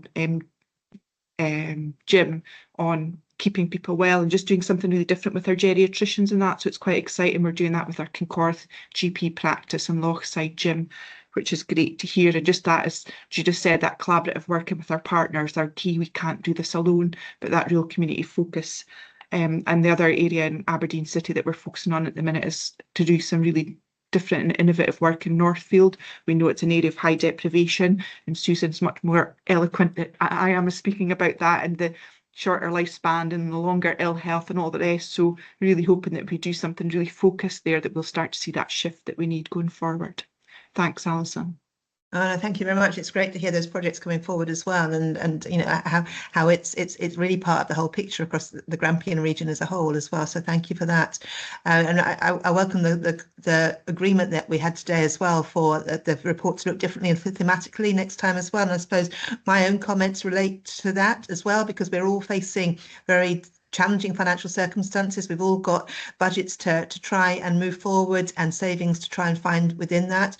And it would be, you know, good to hear something maybe about how you are as three IJBs supporting each other, sharing good practice as well across the piece. And maybe if that could come out at the next meeting as well, I think that would be very helpful to get an understanding of how the three IJBs are actually able to share good things that you're doing individually as well. Fiona, do you want to come in on that? So not specifically, but Judith, Pam and I meet every week. So they're very helpful, very supportive to each other, and their experience as a relatively, I still feel, new chief officer. I benefit greatly from my peer colleagues, and just exactly that, what we can do, share learning, and even just to look at what services we can share. So there's a lot of work being happening through the Transformation Group, the North East Scotland Transformation Group, about really thinking about what opportunities there are for us to make sure that we're making best use of the money that we have. And instead of duplicating 3 times, what can we do across Grampian? But one of the things I was going to say as well, that I probably, and I know Hussein briefly touched on it, we've been doing a lot of work around about budgets this time in our budget protocol, which is going to our IJB in September. But one of the things we are doing is we're shadowing the council currently on their public consultation about their budgets, with the idea is that we will actually participate in their next round in November. So we'll actually be going out to the public to speak to them about the challenging decisions we're going to have to make in Aberdeen City. So quite excited to see how that goes and really start to do that engagement with the public so they understand exactly the challenges that we're facing and getting them to come with us to help us make the difficult decisions we're going to have to do. Thanks, Alison. Thank you, Fiona. That's really helpful. Hussein, do you want to come in on that as well? Yes, I suppose it was just a reminder just to flag up to the board that similar discussions have been taking place at the North East, I forget the acronym, the North East Steering Group, that has the chairs and vice chairs of the 3 IJBs as well as the chief officers and others as needed. And there have been discussions being taking place in that group about how we not only try to do that collaborative working and rationalising the resources that we have for efficiency, not only as speaking as IJBs as part of the national picture, because these are challenges that will be happening right across the nation, but also where we can get potential quick wins working locally here in Grampian. So I thought I would just highlight those discussions taking place as well. Brilliant, thank you, Hussein, for that as well. That clarifying that, and if you know maybe have detail about that in the report that's done for the next board meeting as well, would be helpful. So thank you for that. Okay, any other questions for our chief officers? No, so can we note that report as well? And thank you for your contributions here today as well. Thank you. Okay, then moving on to item 10 then, which is the bed-based project gateway review. Paul, you're going to lead us off on this one, please. Okay, thank you, Alison. And colleagues, this paper that we've submitted for item agenda number 10 describes the journey to date of the bed-based review project from its initial commission through the Chief Exec's team. We request support from the board to develop and present a more detailed subsequent paper presented to the board, looking to develop and support a plan to utilise the capacity in Aberdeen Royal Infirmary, presenting itself by the movement of the portfolio to the new family bed hospital. So that's our ask and our proposal. The paper acknowledges that whilst there is much to celebrate in delivering 32 new beds with staff during very difficult times, it remains less than a quarter of the additionality required to achieve our intended outcomes as presented in the original commission. And whilst we acknowledge that improvement work is vital, an increased capacity in our bed base to provide secondary, tertiary, regional, national services is also critical. Together, they deliver our future plan. We remain dependent, as is described in some of the data, on non-standard care beds. And whilst we have subdivided this non-standard cohort into subgroups, it remains our intent that they are not part of routine practice, and it remains our ambition to continue to deliver the best possible care for those in these areas. The paper also includes and acknowledges the significant contribution from a wide range of partners and colleagues across the system. So thank you very much, Alison. Happy to take questions. Thank you very much, Paul, for that. Any questions or comments for Paul, please? Hussein. Thank you very much. And can I firstly just put on record my thanks to all the partners, as you've just mentioned, in the acknowledgements. It's actually great to see an acknowledgement section to see just how many people have been involved in this work. And I would welcome something similar in all of our reports, just so that we take cognizance of that collaborative working across the piece. Specific question with regard to the recommendations, and one of the recommendations is to explore and discuss with the Scottish Government. I suppose what's going through my mind is that potential tension between the finance position, which we've spoken about at length earlier today, and the desire to increase the bed-based review and all of the advantages that brings for our system and for the people of Grampian. So I guess some context on how you envision, or of what you envision that work with the Scottish Government to be, how you envision that potentially going forward, although I recognise the crystal ball effect that's yet to take place, and where that could result in. Okay. So thank you for that, and definitely a good question, and I'm sure that other executives and non-executives will want to contribute. But I think the key thing has to be the work that we're doing currently. Currently, we are working through our sponsorship meetings and with our other contact points with Scottish Government at different levels to continue to demonstrate how we use our current capacity. So that is very, very critical. We've done that with unscheduled care. We've shown that the system, not just the front door, but the whole of the system, the whole of the pathway is very efficient. Likewise, when we look at theatre utilisation across Scotland, we have a 24% wastage rate, if you like, hours of unproductive time, 24%. The range across Scotland runs from 23% to 54%. We are as good as the health boards that are comparable to us. So the first thing is that we do need to continue to demonstrate how we use our capacity and how efficient we are. We have to continue to reduce and drive down the unit cost, and that's through all of the work through the 15-box grid that Alex and others have been presenting. We also, I think, have to take notice of the Darcy report that I think was referenced by somebody earlier on in the meeting, and how we demonstrate not only is our population changing in terms of its demographics, but we also have to show that they are a lot sicker than they've ever been and more sick than they ought to be. So we do need to sort of work across different areas to present a very data-informed discussion through the contact points that we already have, whether it be through me, whether it be through Adam, or indeed Alison, so at both local, regional and national level. So I think that's our general approach, but I'm happy, I would hope that others would maybe want to contribute to that. Yeah, thank you, Paul. I've got both Geraldine and June indicated, so I'll turn to Geraldine first, please.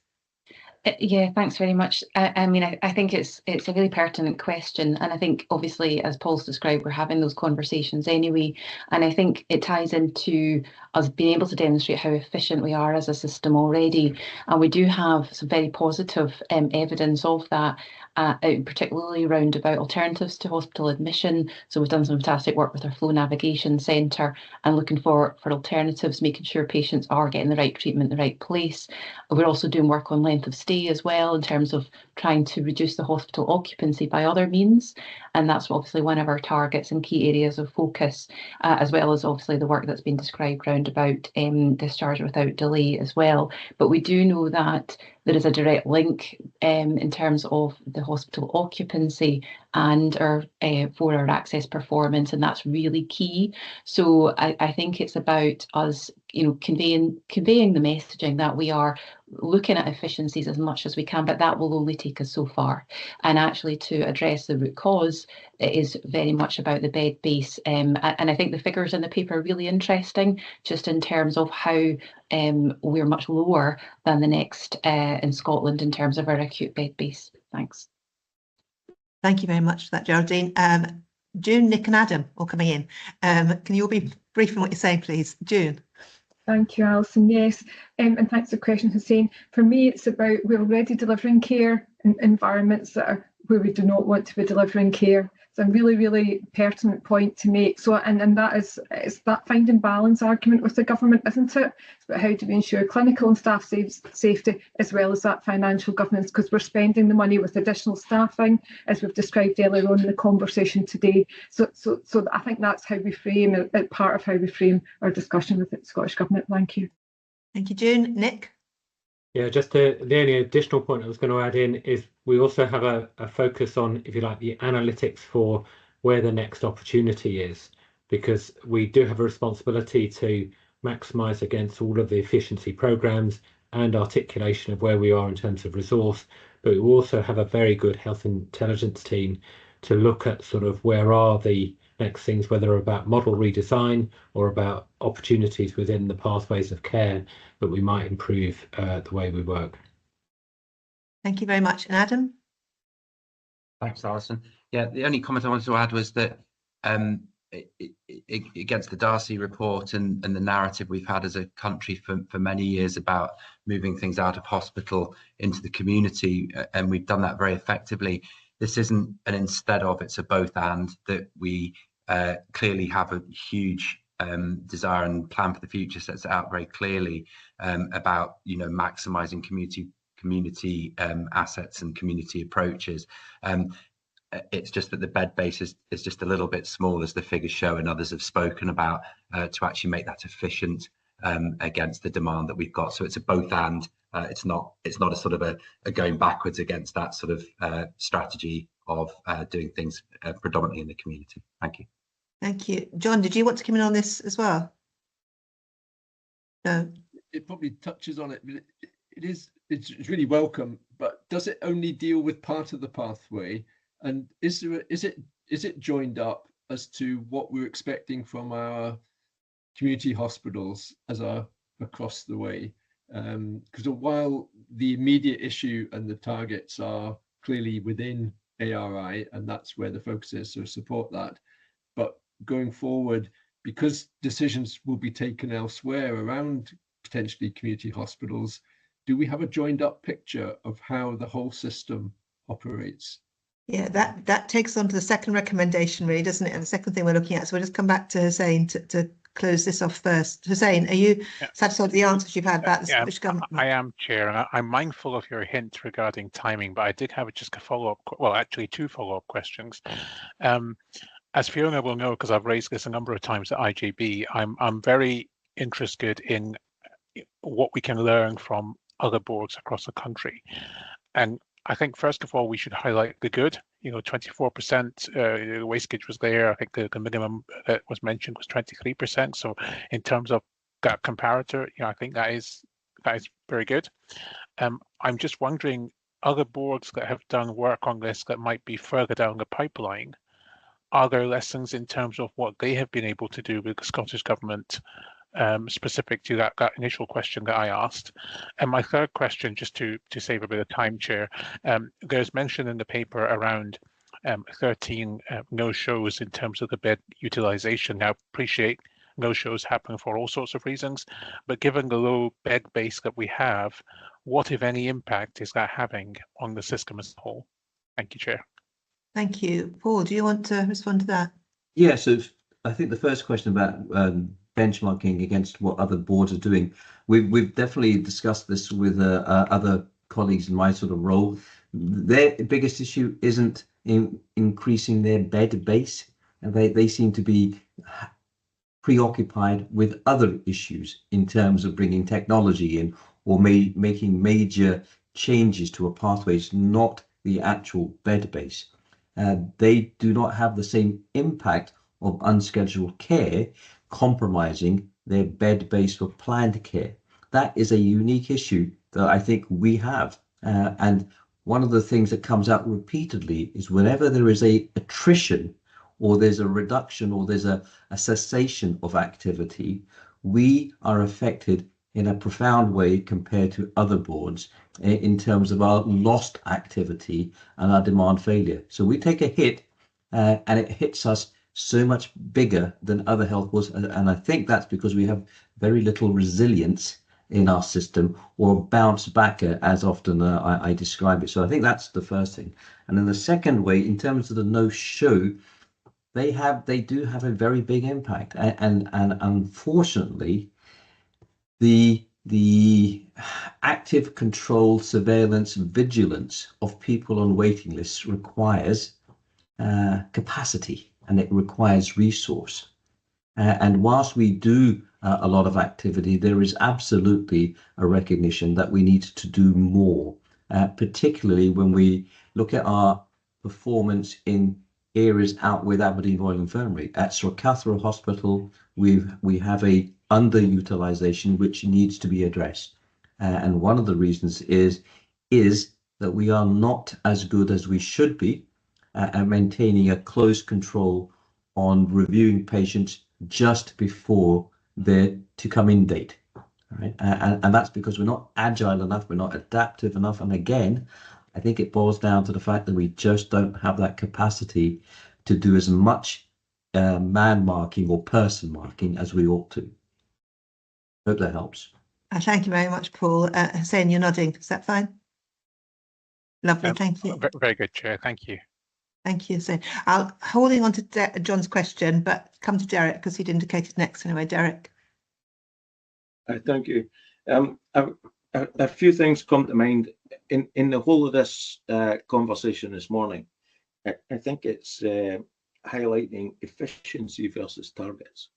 We don't seem to do particularly well against the targets, but we do seem to be doing significantly well against efficiency.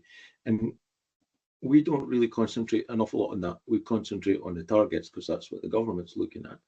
But I think we need to look at that efficiency thing as well and highlight to the government just how well this board is doing in terms of meeting these efficiencies. And going on to the bed base, I mean, it's an extremely low bed base compared to the rest of the country. And I use that word advisedly. It's extremely low. And if I look at Tayside and Dundee, Perth, Blairgowrie, Forfar, and look at Grampian, we've got Aberdeen, Elgin, Fraserburgh and Huntly. Yet Tayside's got £156 million more per head of population than we've got. Is there that much difference between the population of Grampian and the population of Tayside? Now, the funding is based on the NRAC formula. Now, I don't think anybody really would disagree with the idea that you put the money where it's most needed.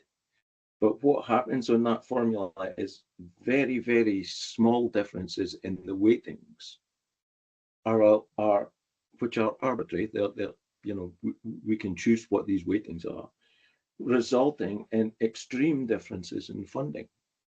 Now, I think that really needs to be revised. So going on to the point of the paper, a couple of points.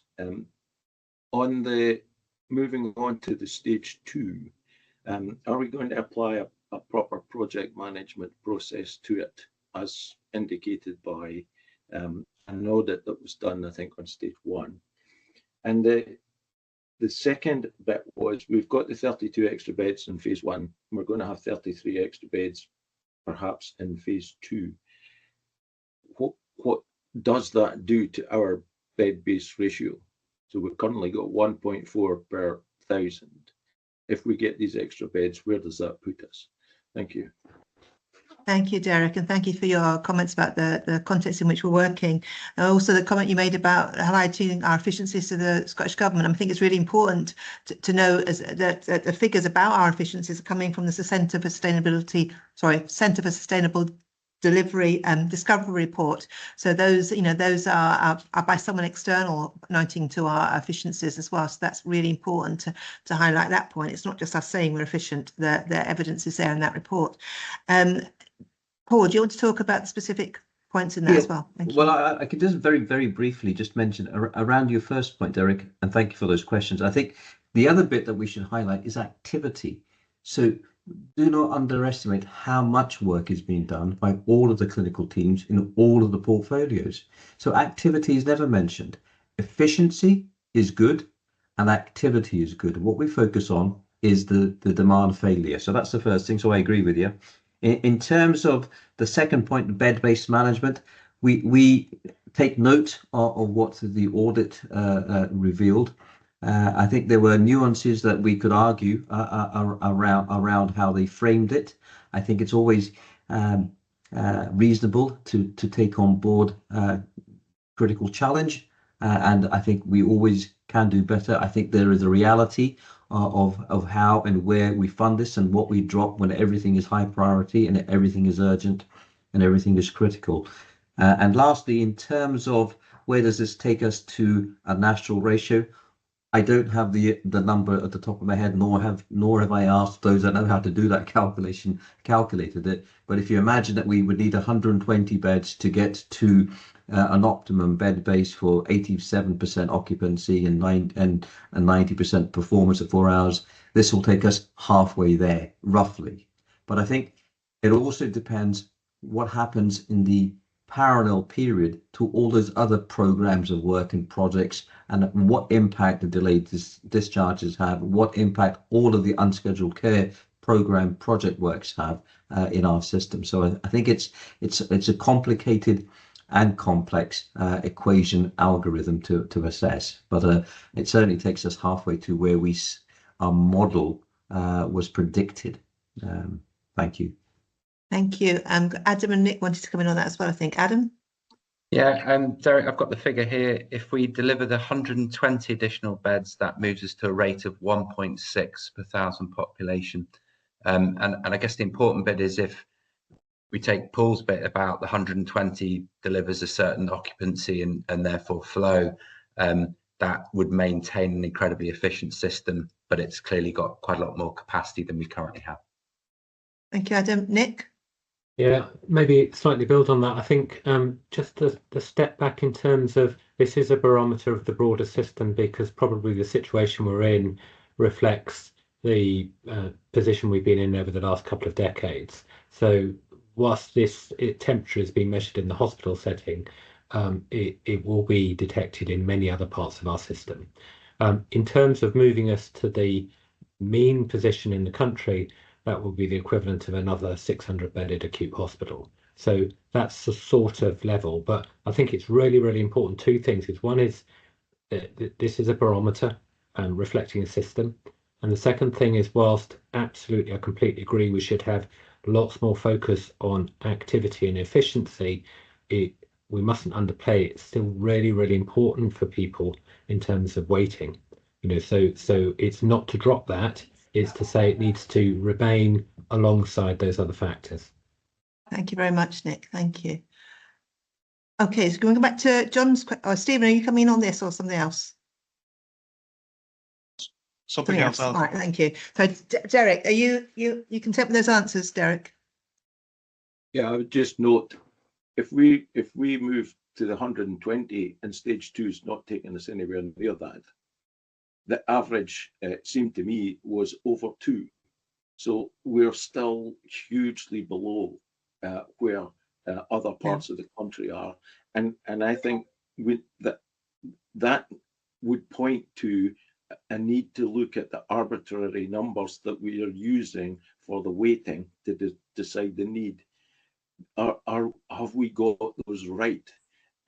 Not to say that the system is wrong, it's just that are we putting the right weightings in there, and can we persuade the government that they need to do something, given these what seems to me to be quite powerful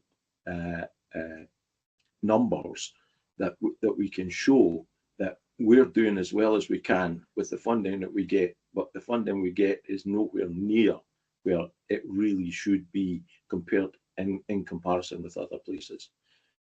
Thank you. Yeah, thank you. I think that's a thread that Alex referred to in the morning as well, isn't it? The linking all these things together. It's really important that we're able to do that. Thank you. We'll come back to John's question now before we move to Stephen. John, do you want to comment about the whole system approach again? Sorry, yeah, sorry to jump in earlier out of sync. Yeah, it's the modelling is really good on this, and but it's also then looking at is it joined up with how we're using other beds in the system? And the reason I'm asking that is, do the decision makers who are sort of sitting elsewhere understand the overall way it's going to work? Because if not, they are going to be making decisions over the next 2 or 3 years, given the budget pressures, which might have unintended consequences. So it's going to be really important going forward that that there is a picture. Somebody might say it's all sorted, that's fine, but as one of those people that sit in one of those other places, I'm not aware of it. So I want to avoid any unintended consequences from that. Thank you. Thank you. Paul, do you want to comment on that, please? Yeah, I mean, I think the fact that you've said, as you've said, you're not aware of it, clearly at a certain level, that connection needs to be considered and improved. At a different level, at an operational level, where the bed-based review group and the various cells have worked, and noting the acknowledgements for that very purpose, the different parallel streams of work have all been cited on each other's work, and where I think we can be reasonably confident is that from what we know of each other's activities, what we know of each other's projects in all the different systems, we have reached a point where we do not expect a significant release of sort of bed-based equivalent capacity that went into the algorithms that went into the model that came up with the numbers. I think that's what I can say. So I think, and that doesn't mean that things are going to be the robustness and the confidence interval around our numbers is, I think, not high, because I don't think we have a way of coming up with an algorithm to that level of confidence and precision, but we have what we have. So I think that's how I would answer your question, John. We're aware and we've considered it, but it can change, and I think the numbers may well be very liable to change with small changes elsewhere because of that lack of robustness. Thank you, Paul. Geraldine, you come in as well. Thanks. Yeah, it's just to pick up the community hospital point, I suppose. And I think what we at an operational level, what we are really aware of is that most of the beds in the community hospitals are now used for patients transferring from ARI, so as a kind of step down. That never used to be the model. It used to be very much that GPs could access them and admit into those community hospital beds as an alternative to acute care. So we have seen a change in that model, and I think it's probably driven by the issue that we're speaking about, the lack of available beds in the whole system. So I think there is an opportunity to review that, but I don't think we're at the point where we can just now, because the pressures are so significant in the acute hospital.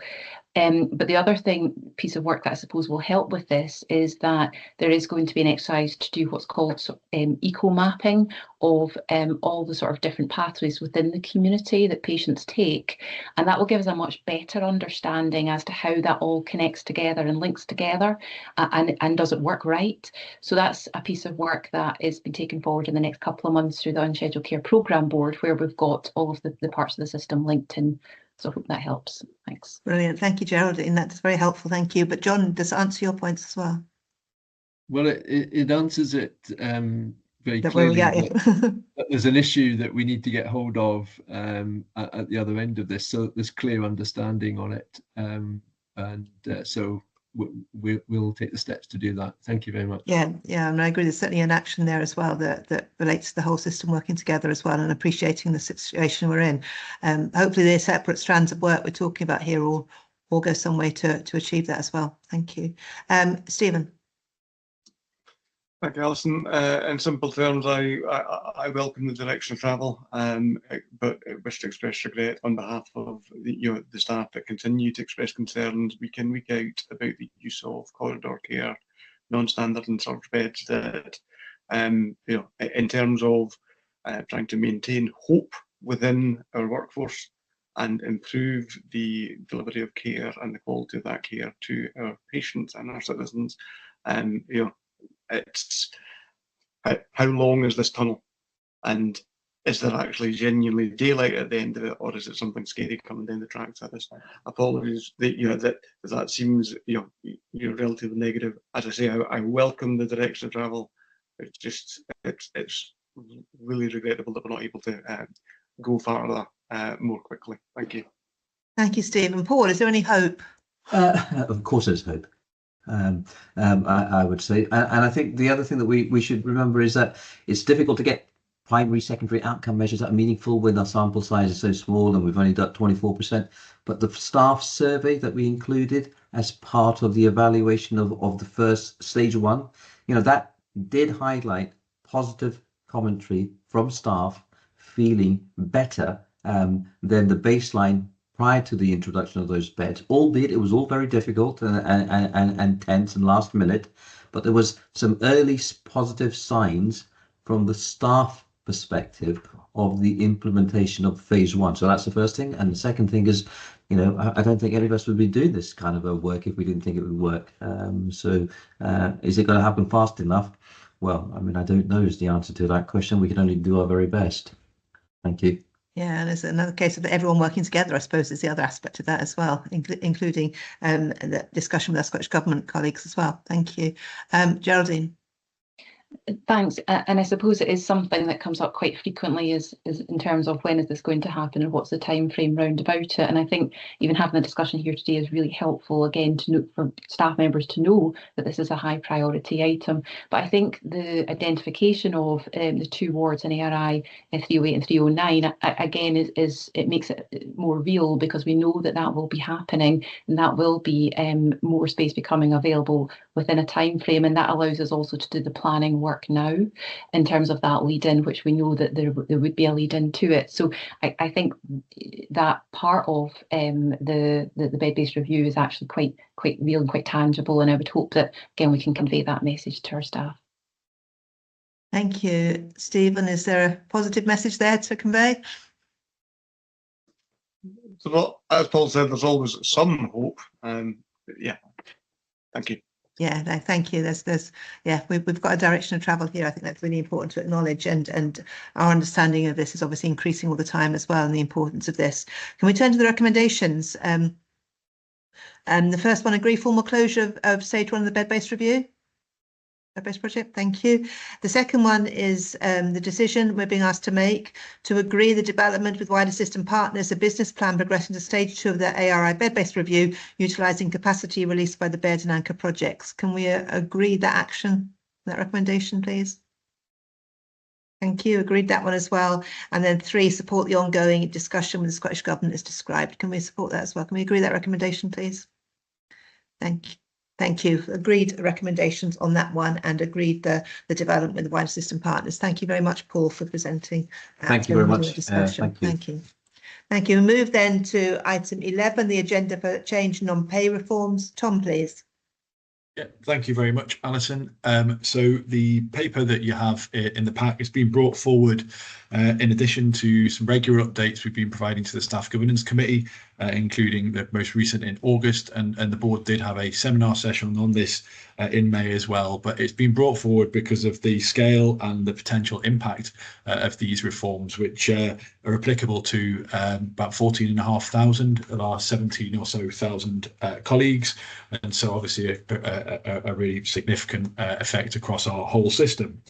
I must start by saying thank you actually to all of the colleagues who have worked through both the programme board, the subgroups in partnership, and also across services to make progress across the 3 strands of the reforms described in the paper, and also the contributions that have been made at national level as well to work to try and ensure that there is a consistent and well-informed approach to rolling out these reforms. We benefit from some real expertise and good connections in this respect, and that is not insignificant drain on or draw on people's time. It's really positive to be able to report that the current position, so in addition to the data that's in the paper, is that we all bar a handful of cases, all those staff who should have moved to a 37-hour working week by the end of August have done so. And in terms of our overall percentage who've moved to 37 hours, we've already hit what was our Q2 KPI trajectory. So we've got over 70% of staff moved to 37 hours, and the work is now looking at how we can ensure that we support services that run 24/7 and are on electronic rosters to move safely to 37 hours by the end of November or as soon thereafter as is reasonable to do so. And that includes thinking about how we best support requests for backfill, where in relation to the capacity that it will inevitably be lost as a result of people working less hours.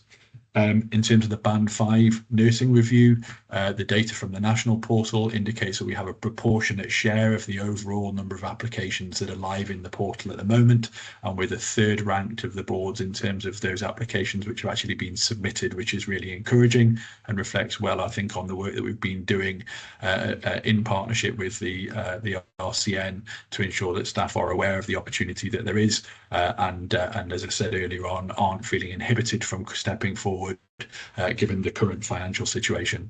And in terms of protected learning time, we've done all of the work that is required of us at the moment from in terms of the information that's being communicated nationally around that strand of the reforms. I'm co-chairing that national group, and there'll be more information coming on that shortly around the national scaffold that is being put in place to support boards in implementing what is a really important cultural change in terms of how we ensure that learning time is genuinely protected within the working hours.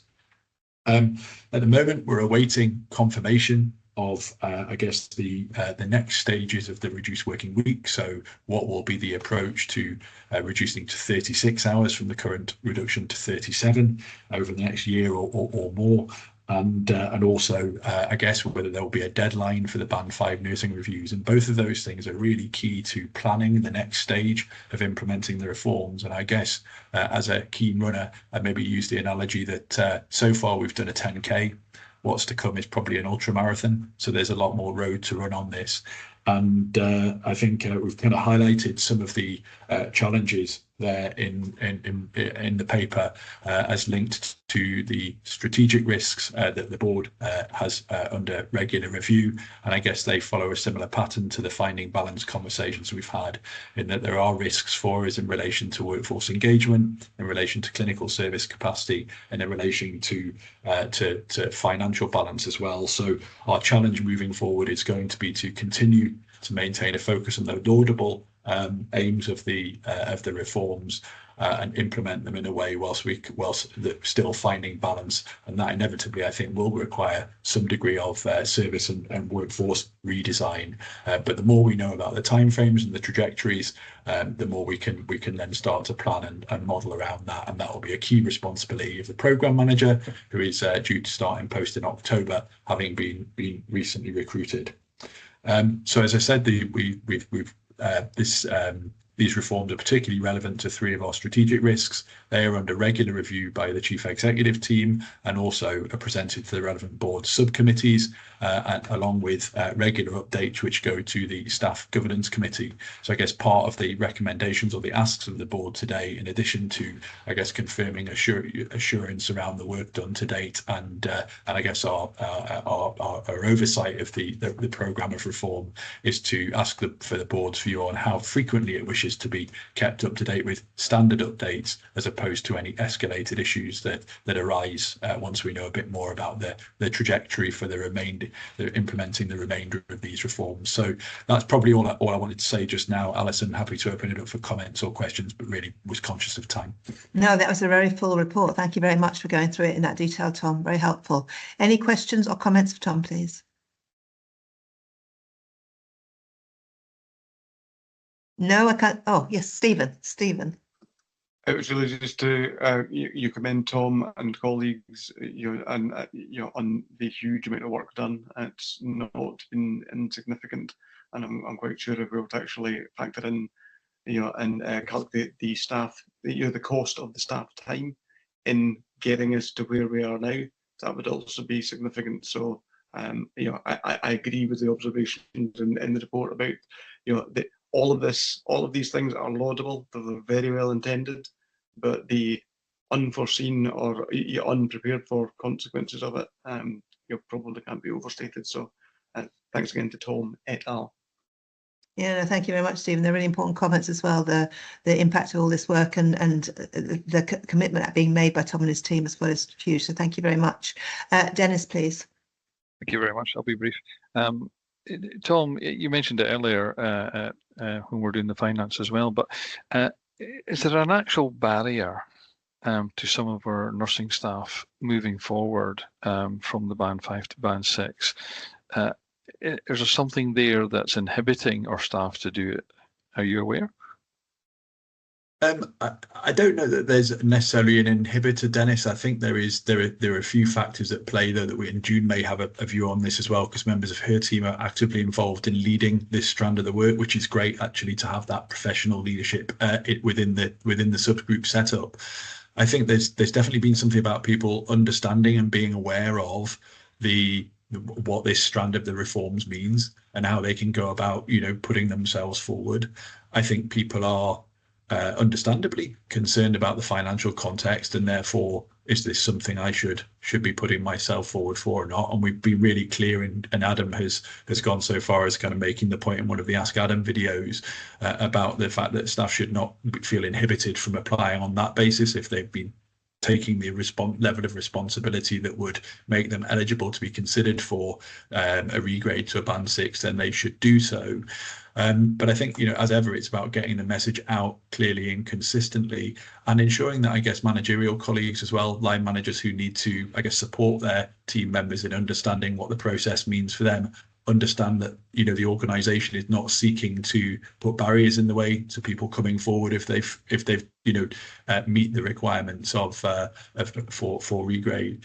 I think we are, as I've alluded to in the paper and have raised actually in our sponsorship meeting with Scottish Government, mindful of the fact that the nature of some of our workforce challenges may mean that we have an above average proportion of staff and nursing staff at band 5 who've taken responsibilities which could make them eligible for a regrade, but I think that's not something that they should feel inhibited about.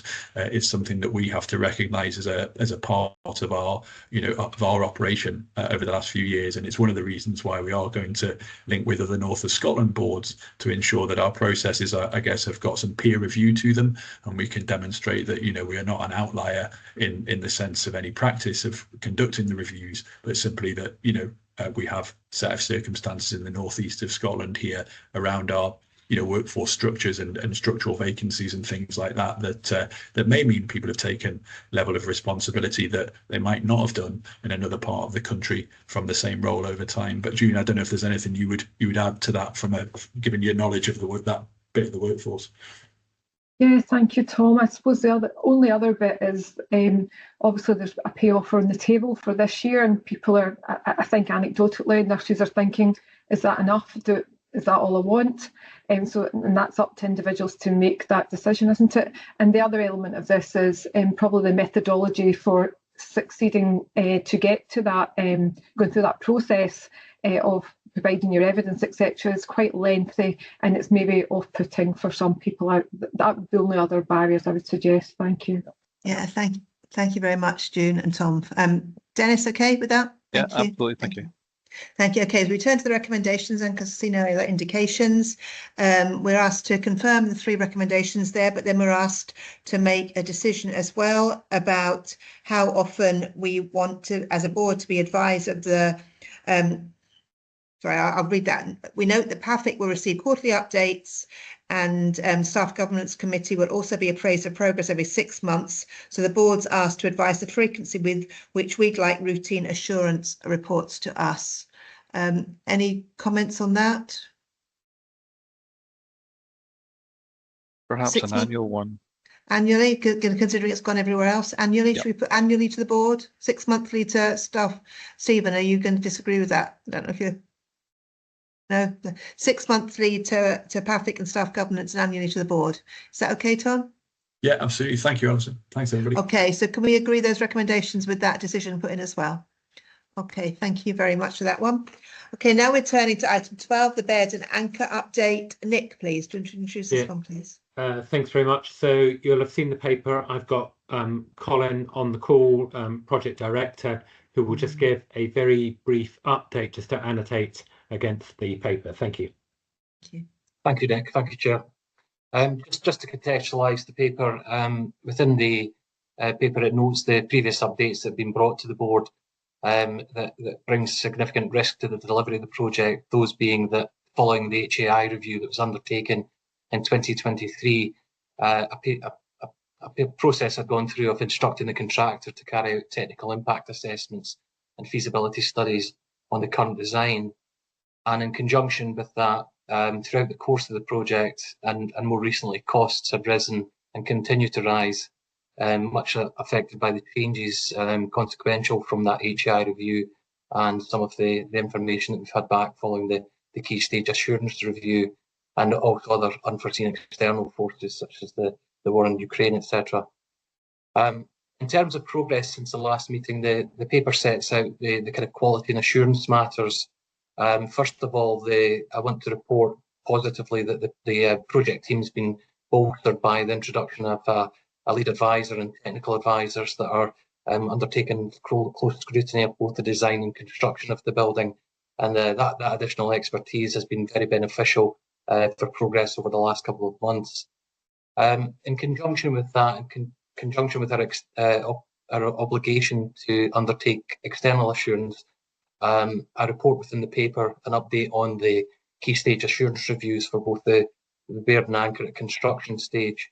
As previously mentioned, the Anchor submission had been made, and following the report that had been issued in 2023, a subsequent submission had been made to NHS Scotland Assure, and in conjunction with NHS Assure, we're now working towards, in conjunction with an action plan, developing the information that will conclude that process and permit the building to move into commissioning phase. And as of yesterday, we received the construction case R for the Baird Family Hospital. And again, in conjunction with NHS Assure, we have been over the past couple of months working with them to develop an action plan on the comments that have been raised in relation to the Baird Family Hospital. And again, looking for specific dates to move that forward to supported status to move into a commissioning phase. As I mentioned, the HI review that took place last year and the instructions that were given to the contractor, those instructions have now been fulfilled, and we've now received back from the contractor feasibility studies and technical impact assessments on both buildings, and the project team along with the advisory team are currently going through a due diligence process of reviewing those. Within the submissions, they've given outlined costs and programmes, and we're going through the process of looking at the impact that has on the delivery of the buildings. But in conjunction with IPC and other stakeholders, there's positive progress on both fronts, and we're looking to implement an instruction to the contractor following the instruction that's already been made on the anchor with the Baird to move forward with the design and completing the construction in accordance with the HI recommendations. The outcome from these feasibility studies is that there is no technical impacts that could impair on the building or require significant alterations to the design or layout of the building. In conjunction with that, the paper outlines the position with cost. As I've already stated, there is pressure on cost, and it's something that we continue to liaise with the Scottish Government around. There's full support from the Scottish Government in terms of completion of the project, and they're kept abreast of all of the changes that we're looking to make, and likewise the outcome of the feasibility studies. And in conjunction with that, we've set out in the paper the programme. As previously stated, we have now indicative dates for when we would start, or when the buildings would be available for starting the functional occupation process. We will be reviewing those on the back of the feasibility studies, as I said, and looking at the impacts of those, but they still remain as winter 2024 for the anchor and summer 2025 for the Baird for the commencement of the functional occupation. In terms of risk to the project, we continue to report through to PAFIC on items of key risk, and in terms of communication, the project benefits from a very well put together communication plan and regular communication updates with all of the stakeholders. Apologies, I've probably ran through that very quickly, but I'm hoping the paper covers most of what I've touched on there. I appreciate the time pressure we're under closing out the meeting. It's a very important topic though, and the paper was itself very full. So thank you for the paper you produced and highlighted these issues in the paper as well. So I'm sure everyone's on top of that information, having had that in front of them. Okay, any questions or comments for Colin, please?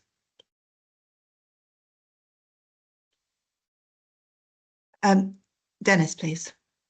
Yeah, and again, it was a very, very full paper. Thank you very much, Colin. How confident do you feel winter 24 for anchor in terms of that occupation, given that we're now in autumn? Thank you. Dennis, just to qualify my statement there, the building will be available for functional occupation at that stage. There's still a process that we're working through with the services, the clinical team, in relation to when a safe move would be undertaken. At this stage, given urgencies elsewhere within the system, and given the time of year, probably winter is well, not probably, definitely winter is not the ideal time for a move of that nature. So we'd be looking probably at a spring 2025 move, given the situation we're in just now with the system. Thank you, Colin. Can I ask as well about the action plan being produced for the Baird? What kind of timescale are we looking for A, the action plan to be finalised, and B, for it then to be implemented? So at the moment, we've been working through in advance of receiving the report. We received a draft report some months ago from NHS Assure, which gave us a head start on that, Alison.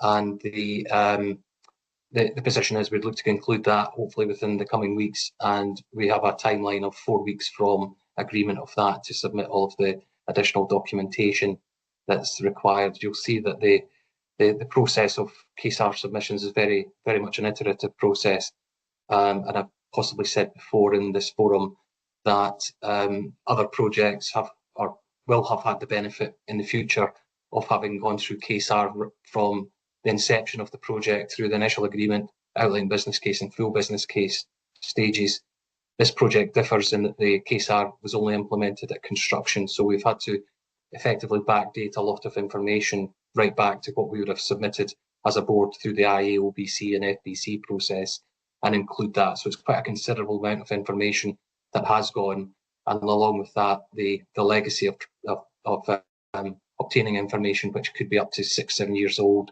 is somewhat challenging, but has over the course of the last month in dialogue with NHS Assure, it's enabled us to get to that position a lot quicker. Thank you. Another question from me. We've spoken before about how we're working closely with the Scottish Government about the finance elements of it. Is that close working relationship still in place and still continuing? It is, yes. And even as close as yesterday, both Nick and I had the Scottish Government up on site to have a tour of the buildings and conversations around the outcomes of the feasibility studies within the project board that I've reported to them. Thank you very much for that, Colin. Thank you. Any other questions or comments for Colin, please? No, well, thank you for presenting. Thank you for the paper as well in front of us, which was really full as well. I appreciate that, Colin. Can we turn to the recommendations then, please, on the paper? Can we agree the two recommendations we have in front of us on the paper, please? Thank you. Recommendations agreed there as well. Thank you. And now we turn to the approved committee forum and IJB minutes. I just need to run through these and check that we have they're all approved as well. So just indicate if you don't approve them, please. Audit and Risk Committee of 12th of March 24.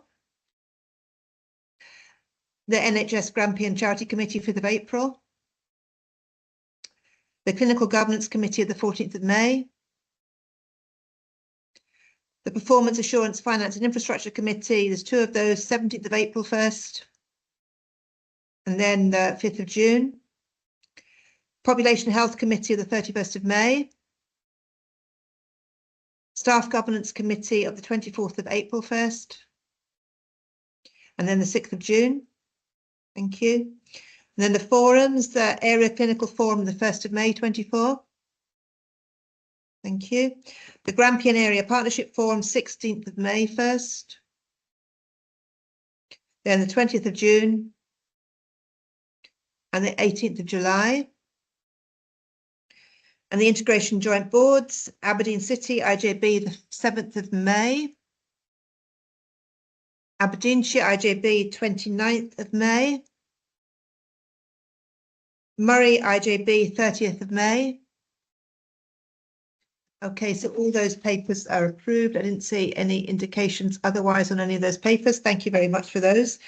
Moves us on to item 14 then. Any other business? I haven't had anything intimated to me. No. Thank you for that as well. All right, date of next meeting is the 10th of October 2024. So that's the next time we will have an open board meeting. We have a closed board meeting this afternoon, and can I suggest we start that at 1:15 to give everyone time for lunch, because be your best for the rest is really important. So we'll reconvene at 1:15 for the closed board meeting. And can I thank everybody for their attendance this morning and for their interest in our discussions. Thank you very much, and I'll see the board members at 1:15. Thank you.